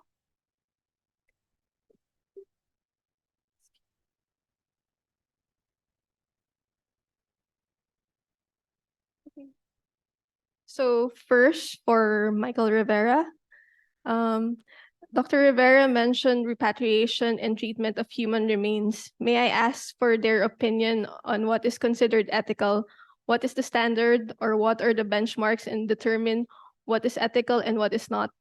Are there examples in Southeast Asia where the treatment of human remains are different from the Western anthropological approach? Okay, thank you so much for the question. When it comes to human remains, I think that there definitely are differences between Western anthropology and also anthropology done here in Southeast Asia. Typically in the West, there are ethical guidelines with, concepts like informed consent from communities about how human remains are handled as part of their policies. And I think that these rights have been fought for by indigenous peoples and Black communities and other marginalized groups very hard so that we can treat human remains and cultural artifacts with more respect in the Western world.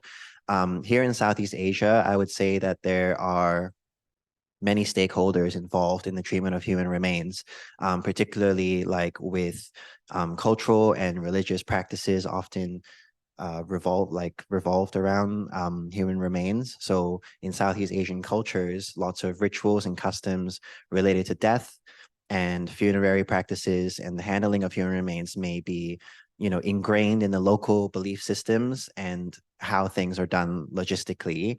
And this can impact the approach to repatriation and treatment of human remains. So it's quite important that when we're working here, we have a very deep understanding of very specific legal contexts and cultural and religious contexts within each community.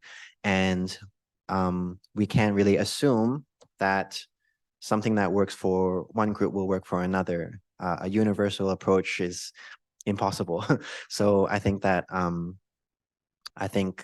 really it's about listening very closely to local norms and practices so that we can address these issues sensitively. Yeah, I'll leave it there for now. Thank you, Michael. So next, I think it's another question for you. Is the treatment of ancient Egyptian mummies, for example, with the press stunts where the public is invited to sit and watch the unboxing of sarcophagus, considered ethical?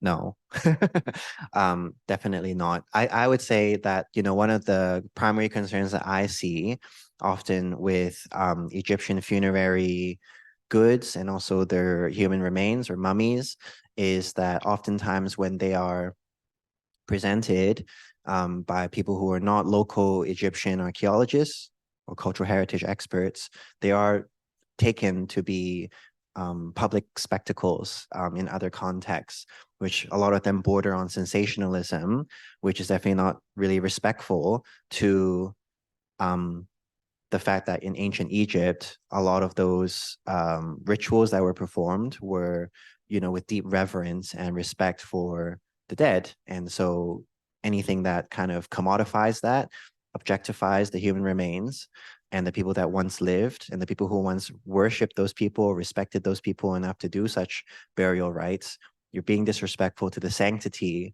of the deceased. And the sort of like cultural or religious significance of their civilizations.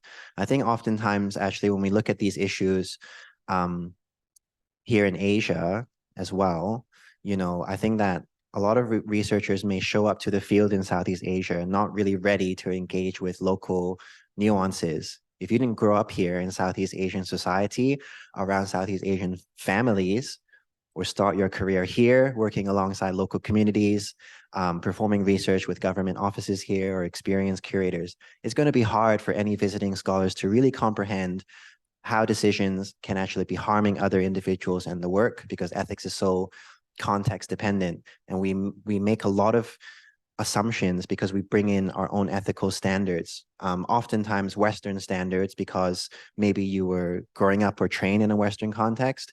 Even I was when I was getting my education in the UK.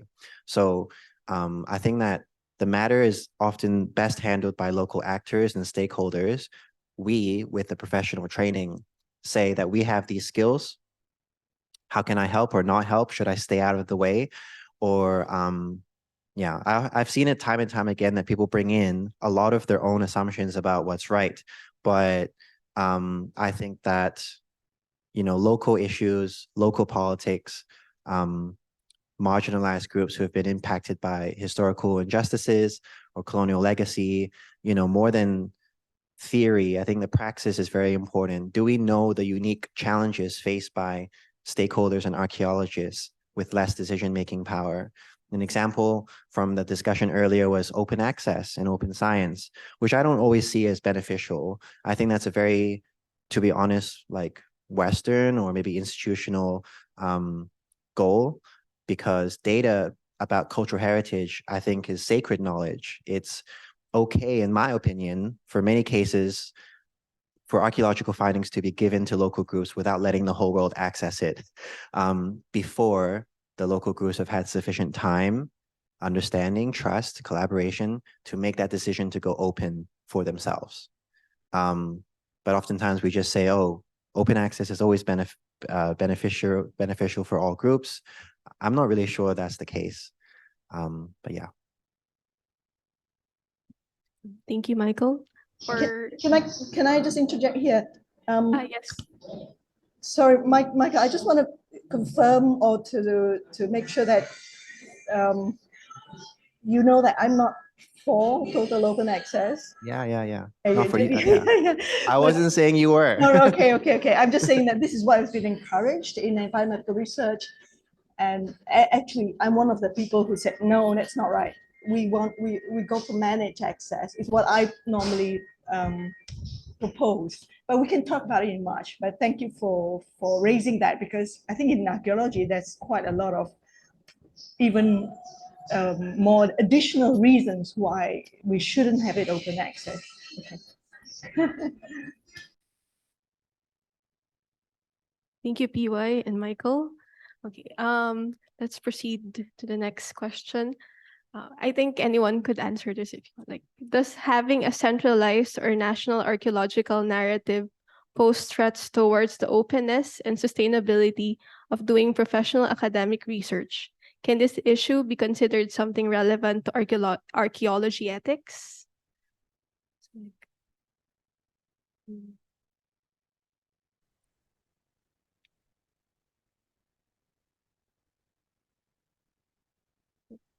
Anyone? Yes, Noel, do you want to say something? I'll give a shot at this. I do think that in SPAFA we work with both different nationalities and in international contexts. And I think there's a place for many different narratives. I think something that we learn here, and we learn when we talk about ethics too, is that there's often more than one story, and sometimes the story is different for the different people who hear it. So it's definitely one story that's told for an international scientific audience. There's one story that's being told for a cultural insider audience, and in fact, for some cultures, some of them might even think, well, why is this your knowledge? This is not relevant to you. This is our knowledge. It's not. This has nothing to do with you. And uh, we have to acknowledge that there are different stories out there that need to be told. And sometimes uh, us as scientists and academics, we have to have the humility to understand that it's a story that's not meant for us.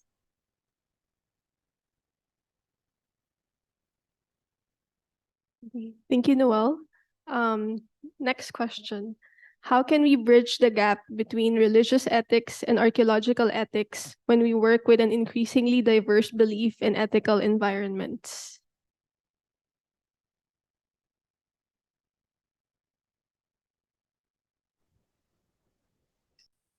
Can you read the question again, please? How can we bridge the gap between religious ethics and archaeological ethics when we work with an increasingly diverse belief in ethical environments? I think this goes back to what I said before about different stories. So there's also religious stories that do exist. Sometimes we hope they coexist with our scientific beliefs, and sometimes they don't. Sometimes they come into a very deep conflict with certain scientific beliefs. The reason I'm in Jakarta now is because I am at a workshop discussing underwater archaeology, and I heard this story from someone who works in the Pacific, um, and local communities in the Pacific believe that their origins of their people come from this particular hole in the bottom of the ocean, and so they're saying, well, why would I allow your submarines and your drones to go underneath the water and go into our ancient land? If you find if you find no city on there, does that mean that we don't exist? And that's a very clear conflict between their religious belief and our archaeological scientific sensibilities. These stories, we have to accept that these stories both exist at the same time, and sometimes they cannot be resolved, and sometimes that's okay. Sometimes we should be able to live with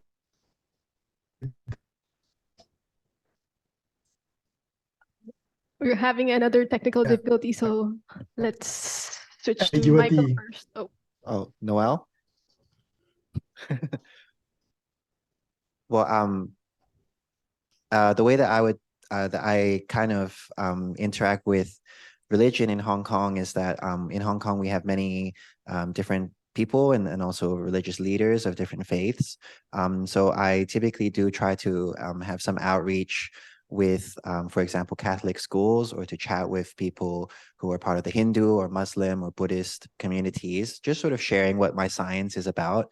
And I think actually I've gained a lot from those interactions. So one thing I would say is that we should recognize more actually that religious leaders can actually contribute a lot to archaeology. They often really have a deep historical knowledge and cultural knowledge about sites, about traditions and artifacts. They interpret things as well, and they often are deeply connected to very wide communities. So they can help facilitate or be part of leading engagement between archaeologists and local populations. They also, relevant to this topic, offer a lot of ethical and moral guidance for the treatment of religious artifacts and sites and other materials. They can help us draw some principles and values from their own faith traditions to inform responsible conduct of archaeology work. So I wouldn't say, I don't kind of think of it as something where I'm trying to reach out to them. In fact, it's a huge honor and privilege to learn from them about how they see our work. That's how I know that my work, a little bit inches towards more and more ethical practice, because they're telling me what makes sense to them ethically. Thank you, Michael. Okay, next question. There's always that gray area where ethics were violated, but valuable and groundbreaking data came to light from those violations. Cases like the Kennewick Man or the excavation of Troy by Schliemann, even the current controversies with European museums holding foreign artifacts acquired through looting are some of the cases where this gray area is prevalent. How can we deal with this paradox moving forward? What should we prioritize between research and ethics?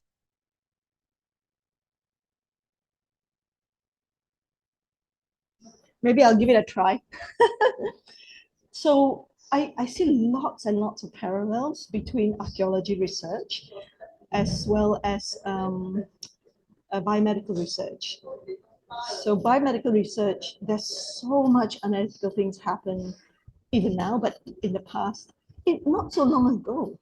And there are many stories that have been told about people being researched on without their consent, starting with Edward Jenner and the ethics of vaccine research. Those are stories that we can use to teach ourselves and future generations, and then we move on from there, remembering past wrongs. But now there are guidelines in place, we can't do those things anymore. But I think we can have an opportunity to share things between the biomedical world and archaeology world, and I'm looking forward to that. So I think Kathleen has her hand up. Thank you, Fike. So I think for me, the short answer would be awareness and collaboration.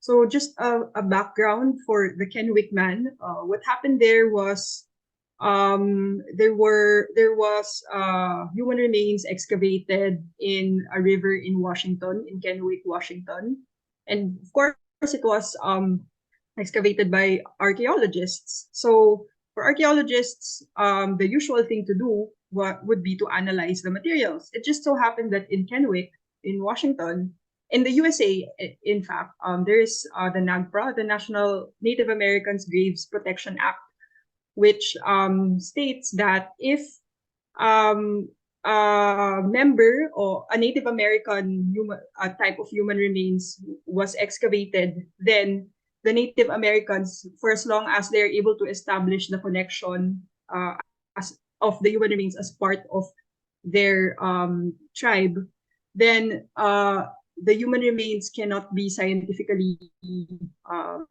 analyzed. In fact, the Native Americans have the right to give the human remains a burial in accordance with their custom. So this case went to the Supreme Court of the United States, and it ultimately ruled in favor of the Native Americans.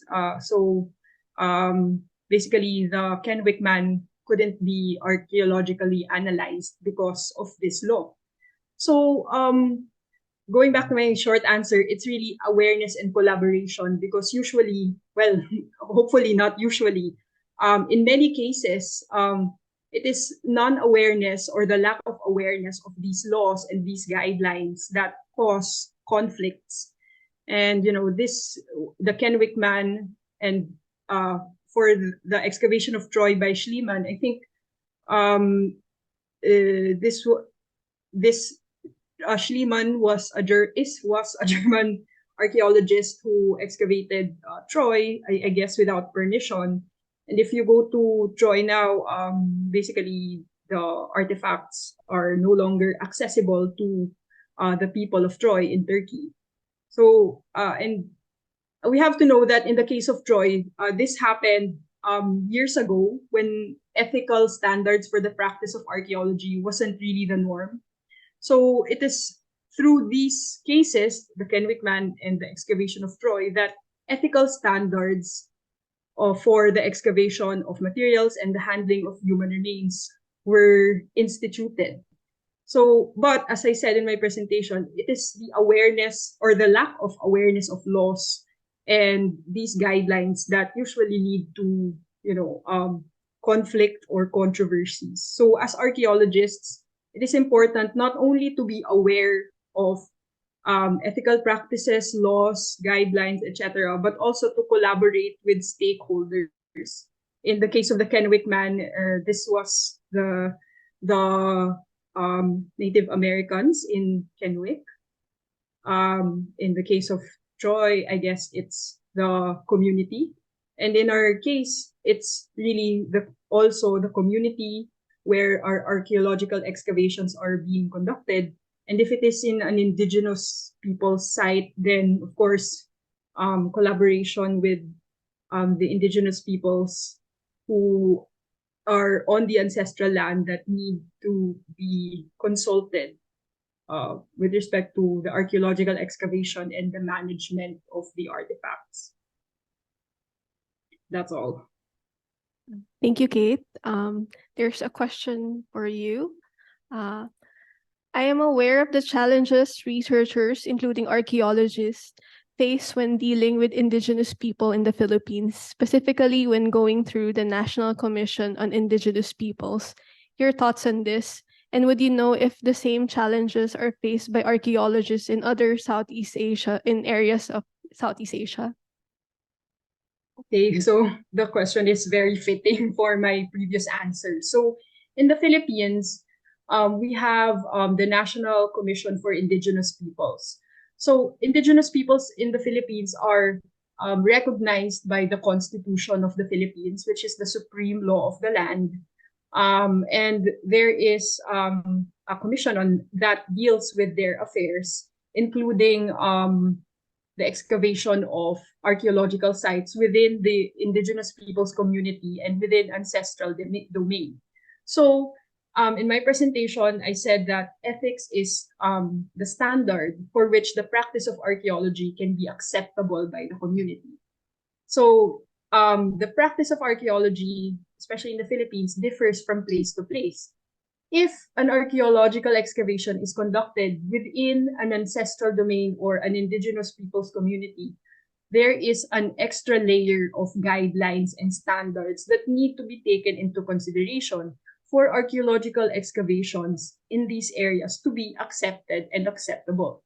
Again, it needs archaeological excavation in these types of areas needs transparency and collaboration, especially because without it, it won't only be unethical, but also a violation of laws, the laws that deal with indigenous people's community. So basically, my answer for this is the same with my previous answer. It's awareness and consultation, collaboration with the stakeholders involved. Like archaeologists can't just storm into an area. Like what Rasmi said in her presentation, consultations and, if I may, permission is a crucial aspect of conducting archaeological research in these special types of sites. Thank you very much. I think the next question is for Dr. Dougald O'Reilly. So I can just email him and send you all the answer for this question. But this is the question. I was met with a dilemma, case study, hypothetical, and this might link directly back to Dr. O'Reilly's mention on the rampant looting crisis in Cambodia and Southeast Asia at large. The case is on the last day of the excavation season. A local approaches your team and present you with a museum-grade artifact. The looter will take you to the undiscovered site if you purchase the artifact from them. How will you approach this issue? I think I can answer this question in terms of the Philippines, in terms of the standards for the Philippines. So if this will happen in the Philippines, then as an archaeologist, I'm obliged to report the looter to the appropriate authorities. And I am also obliged to report the discovery of the site. There are mechanisms in place because archaeological sites, whether they be discovered or not, are protected by national law, and including the Constitution. So, as an archaeologist, it's my duty not to not to engage with the looter, but I guess entrap the looter because, of course, the protection of undiscovered or newly discovered archaeological sites is my foremost concern. Thank you, Kate. So, next question. What are your thoughts on referring to figures in the past using certain pronouns and genders, following the case where North Hertfordshire Museum relabeling the display of Emperor Elagabalus? So how do we tackle similar incidents in the future, especially where being certain gender is illegal?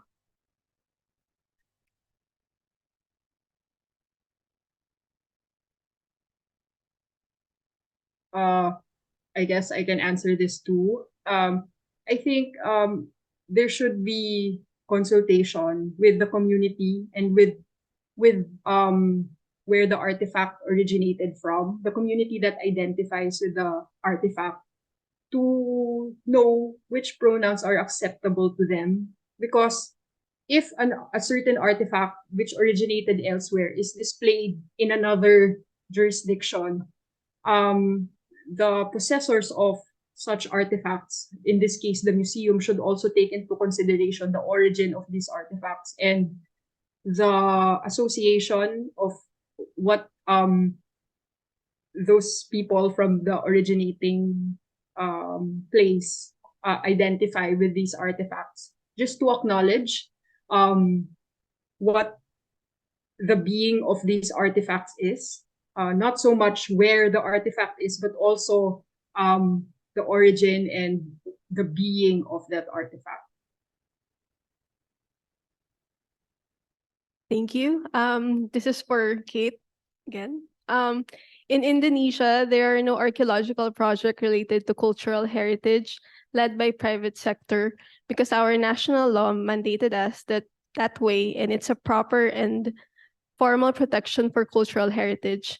However, the status between civil servant status and non-civil servant status between sometimes get in the way, and it become obstacle in administration, especially the budgeting and funding. It is a very mundane or basic problem in Indonesia. Based on your experience, is it also happened in the Philippines? Okay. So in Indonesia, as mentioned, there are no archaeological projects led by individuals, perhaps because the law states that only government officials can handle these archaeological excavations.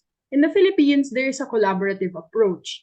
While the Constitution of the Philippines recognizes that the cultural heritage of the Philippines belongs to the state, including artifacts, private individuals and private institutions may conduct archaeological excavations for as long as they comply with what is stated in the law and in the guidelines prescribed by either the National Museum or the National Commission for Culture and the Arts, which are the two primary national government cultural agencies that deal with archaeological excavations. And it doesn't end there. So while private individuals, like for example the academe, private schools, etc., can be entrusted with conducting archaeological excavation, the ownership of the archaeological artifacts obtained from archaeological excavations still belong to the state, with some exceptions. For example, if an archaeological materials are obtained in private land, then the owner of the private land can have 50% of these artifacts. But the ownership of these artifacts must be consulted, or it's really the National Museum that has the final say of who owns these artifacts. Because if, for example, an artifact or an archaeological site is deemed a national cultural treasure, then the public interest of these archaeological resources cannot be transferred to individuals, with many certain exceptions. But the gist is the state owns the cultural heritage, and they will always have a stake or a say in these types of cultural resources, because all archaeological resources are considered part of the cultural heritage of the state.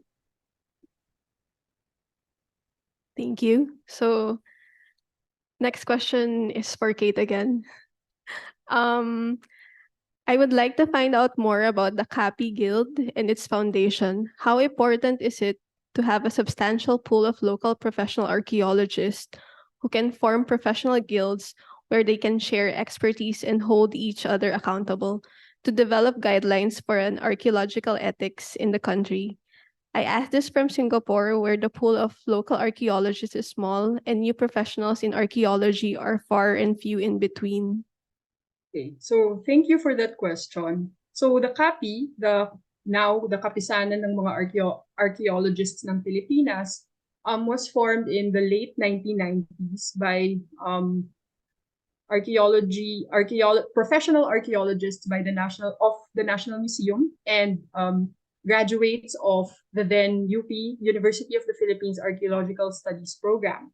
So a professional guild of archaeologists ensures that archaeologists, members of the guild, professional archaeologists, and archaeology students are able to provide standards for the practice of archaeology, and at the same time provide expertise to the needed institutions or persons. So in the Philippines, and more so, I guess, in Singapore, there's not many practicing archaeologists, although in the last decade, enrollment in the archaeology program has, if I may, skyrocketed because of the public interest in archaeology. So professional archaeologists need to recognize that the government basically needs them, because while the Constitution states that archaeological resources as part of cultural heritage belongs to the state, how many people in government are archaeologists? So who can form guilds? Well, who can form guilds? Well, in the case of the Philippines, it's basically the professional archaeologists. So in CAPI, they have a tier type membership. So there's the professional membership, where you need to have a master's in archaeology. There's associate membership, where you are a student of archaeology or have been in the practice of archaeology. Basically, there are standards there. But basically, the effectivity or the participation of archaeologists in policy making or other activities really depends on the initiative of these archaeologists. So in Singapore, the pool of local archaeologists is small, and new professionals in archaeology are far and few in between. I think it is important to start. Perhaps, since I'm sure the public awareness and practice of archaeology is increasing even in Singapore, then it's important to have this organization so archaeologists can have a voice in national issues and in the protection of archaeological sites in your area. And I'll also add that anyone can be a member of CAPI anyway, even if you're not based in the Philippines. So I'm a member, and I'm seeing, for example, like for me in Hong Kong, when I have my group of junior archaeologists, what are lessons I can learn from CAPI and the activities that they have that I could maybe transfer to the Hong Kong context. And also I'm seeing, like, are there opportunities for me to support CAPI's activities in a mutual exchange? So yeah, anyone can be a member from any country. Thank you, Michael and Kate.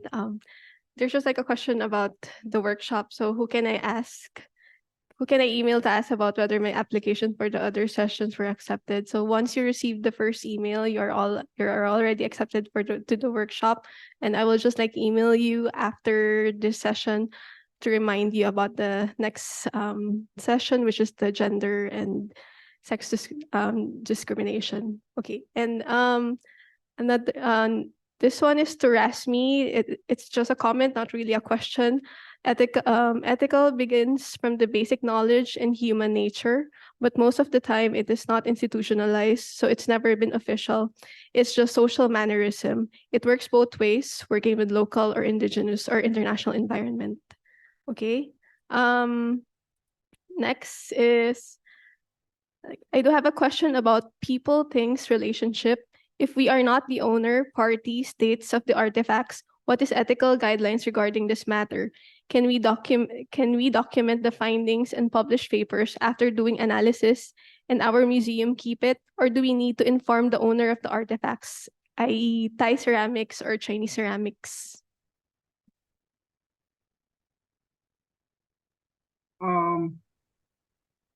I think that would really depend on, number one, the acceptable practice in your country or where the archaeological excavations are taking place. So, like for example, in the Philippines, there are national laws about cultural heritage, including archaeological materials. So, if you are not the owner or state party of that, of course, I'm sure that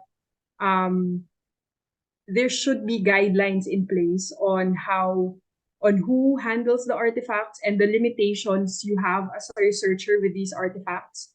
But as indicated or as found in a lot of ethical standards from various professional archaeology guilds around the world, accessibility and research and collaboration with the public is an archaeologist's responsibility to the public and to the communities who are interested with your findings. So can we document the findings and publish papers after doing analysis, and our museum keeps it?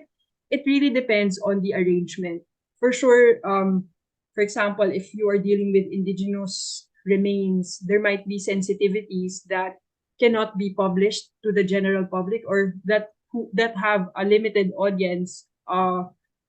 It really depends on what, number one, what is accessible, and number two, what is your agreement with the authorities and the community with the matter. And archaeologists should be aware of this and should take all of these into consideration in order to produce research that is acceptable not only to the public but to the community that is interested with your research.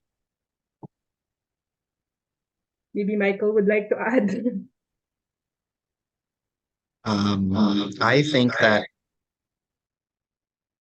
let me use this one. Okay, so I think that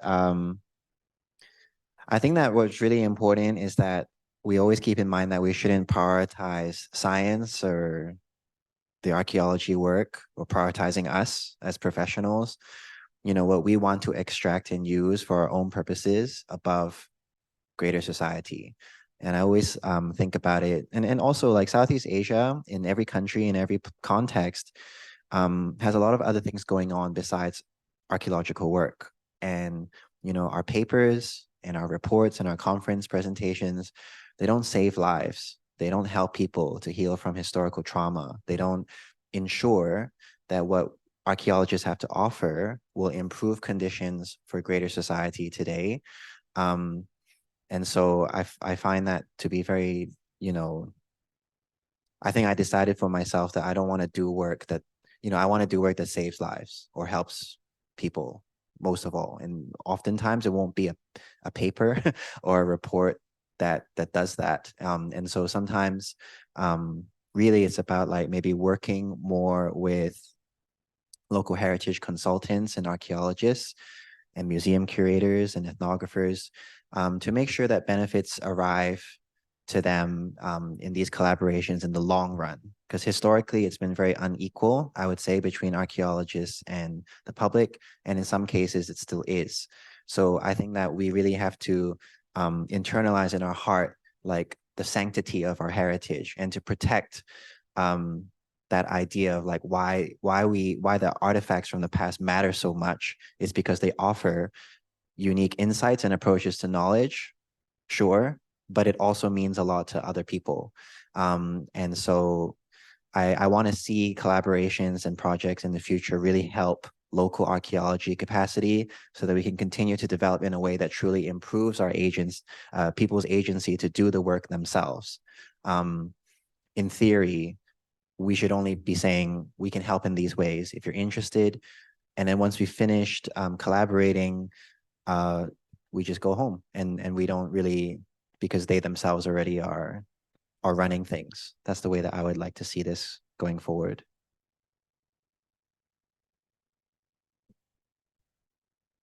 Thank you, Michael and Kate. Okay, next question. If, let's say, open access would be limited by paid access, it would be a tantamount to commodification of cultural knowledge. How about ethics related to inclusiveness? I think that goes to the same ideas about like the fact that we're also people and we're working in the field and we each deserve dignity and respect. So our labor and our participation should also not be commodified. Something sad, I think, about the scientific academy and how we're pushed to do certain things, or archaeological management, is sometimes we lose touch with keeping our humanity, ironically. So the idea of giving the work we do too much focus over the people that we're working with or working on. So I would say that it's this is something that happens like more internally, like in the heart, and it's not really something that is easily institutionalized, but it's each individual person's like moral compass. I say it's very important to like keep that all along the way so that we're not prioritizing work over people. We need to do a lot of work internally to stop that kind of exploitation from happening.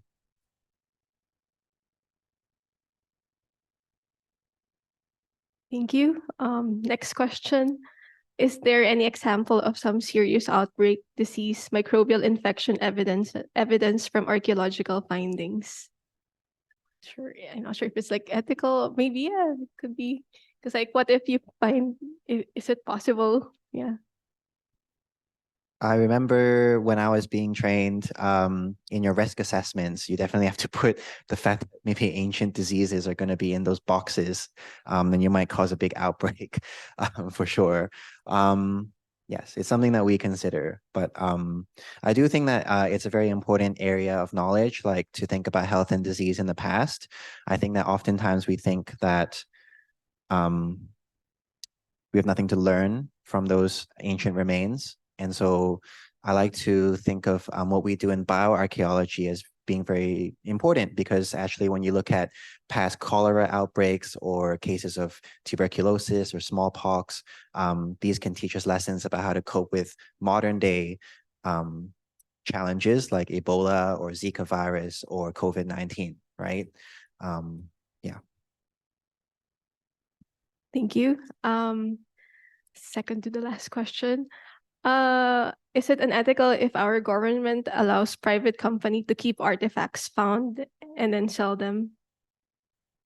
For me, it really depends on national laws, because national laws are, for me, what the government or the legislature deems as acceptable to the country.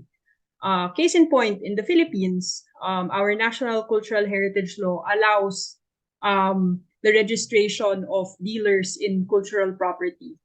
So basically, these are antique dealers, and our law permits that treasure hunting. In fact, so our law permits treasure hunting.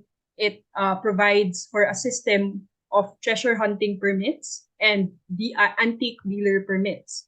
So of course, as an archaeologist, this may seem, contrary to the scientific way to excavate artifacts.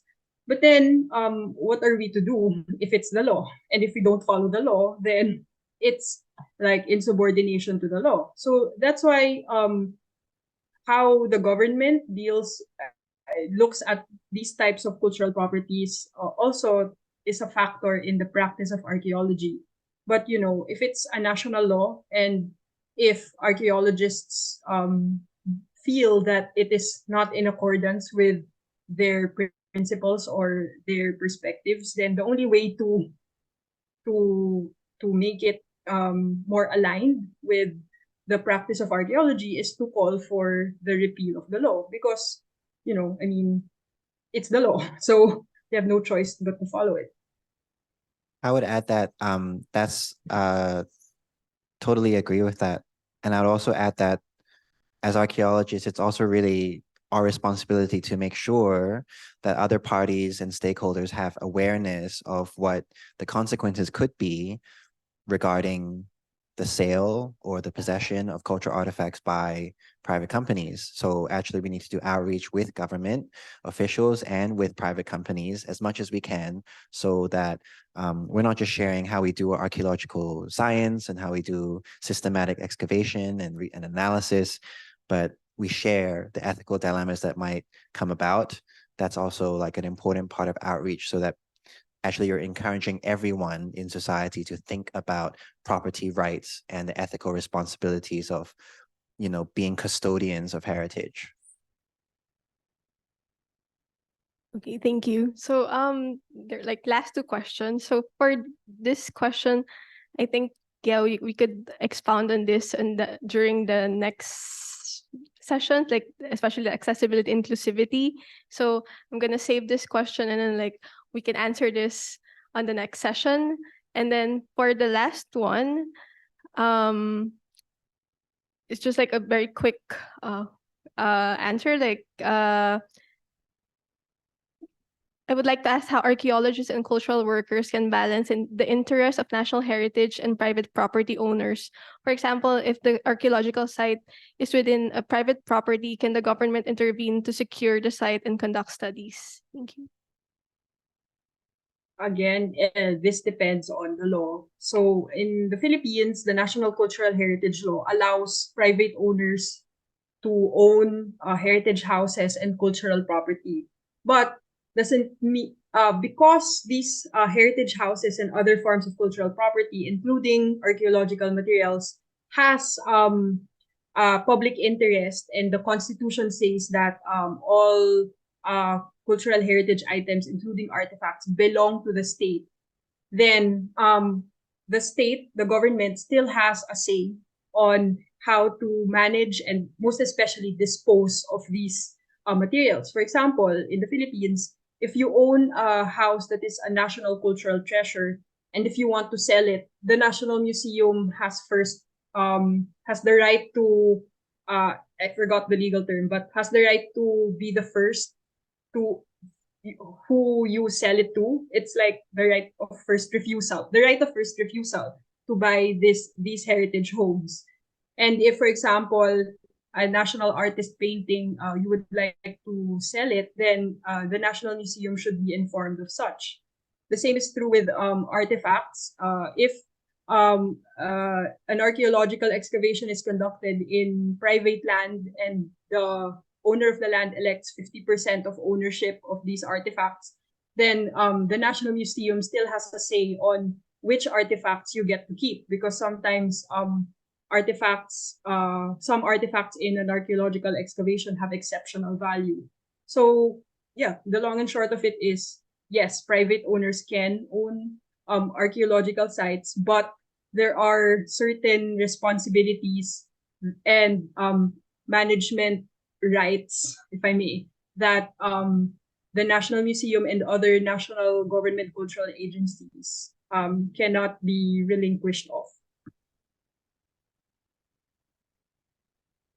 Okay, so yeah, we're done with all the questions, and thank you all. Thank you, Michael, Kate, Ben, Peikyong, Dugald, Rasami, and Noel for sharing your experiences and perspectives on ethics in archaeology with us today. I am sure our participants were able to obtain valuable insights from your experiences.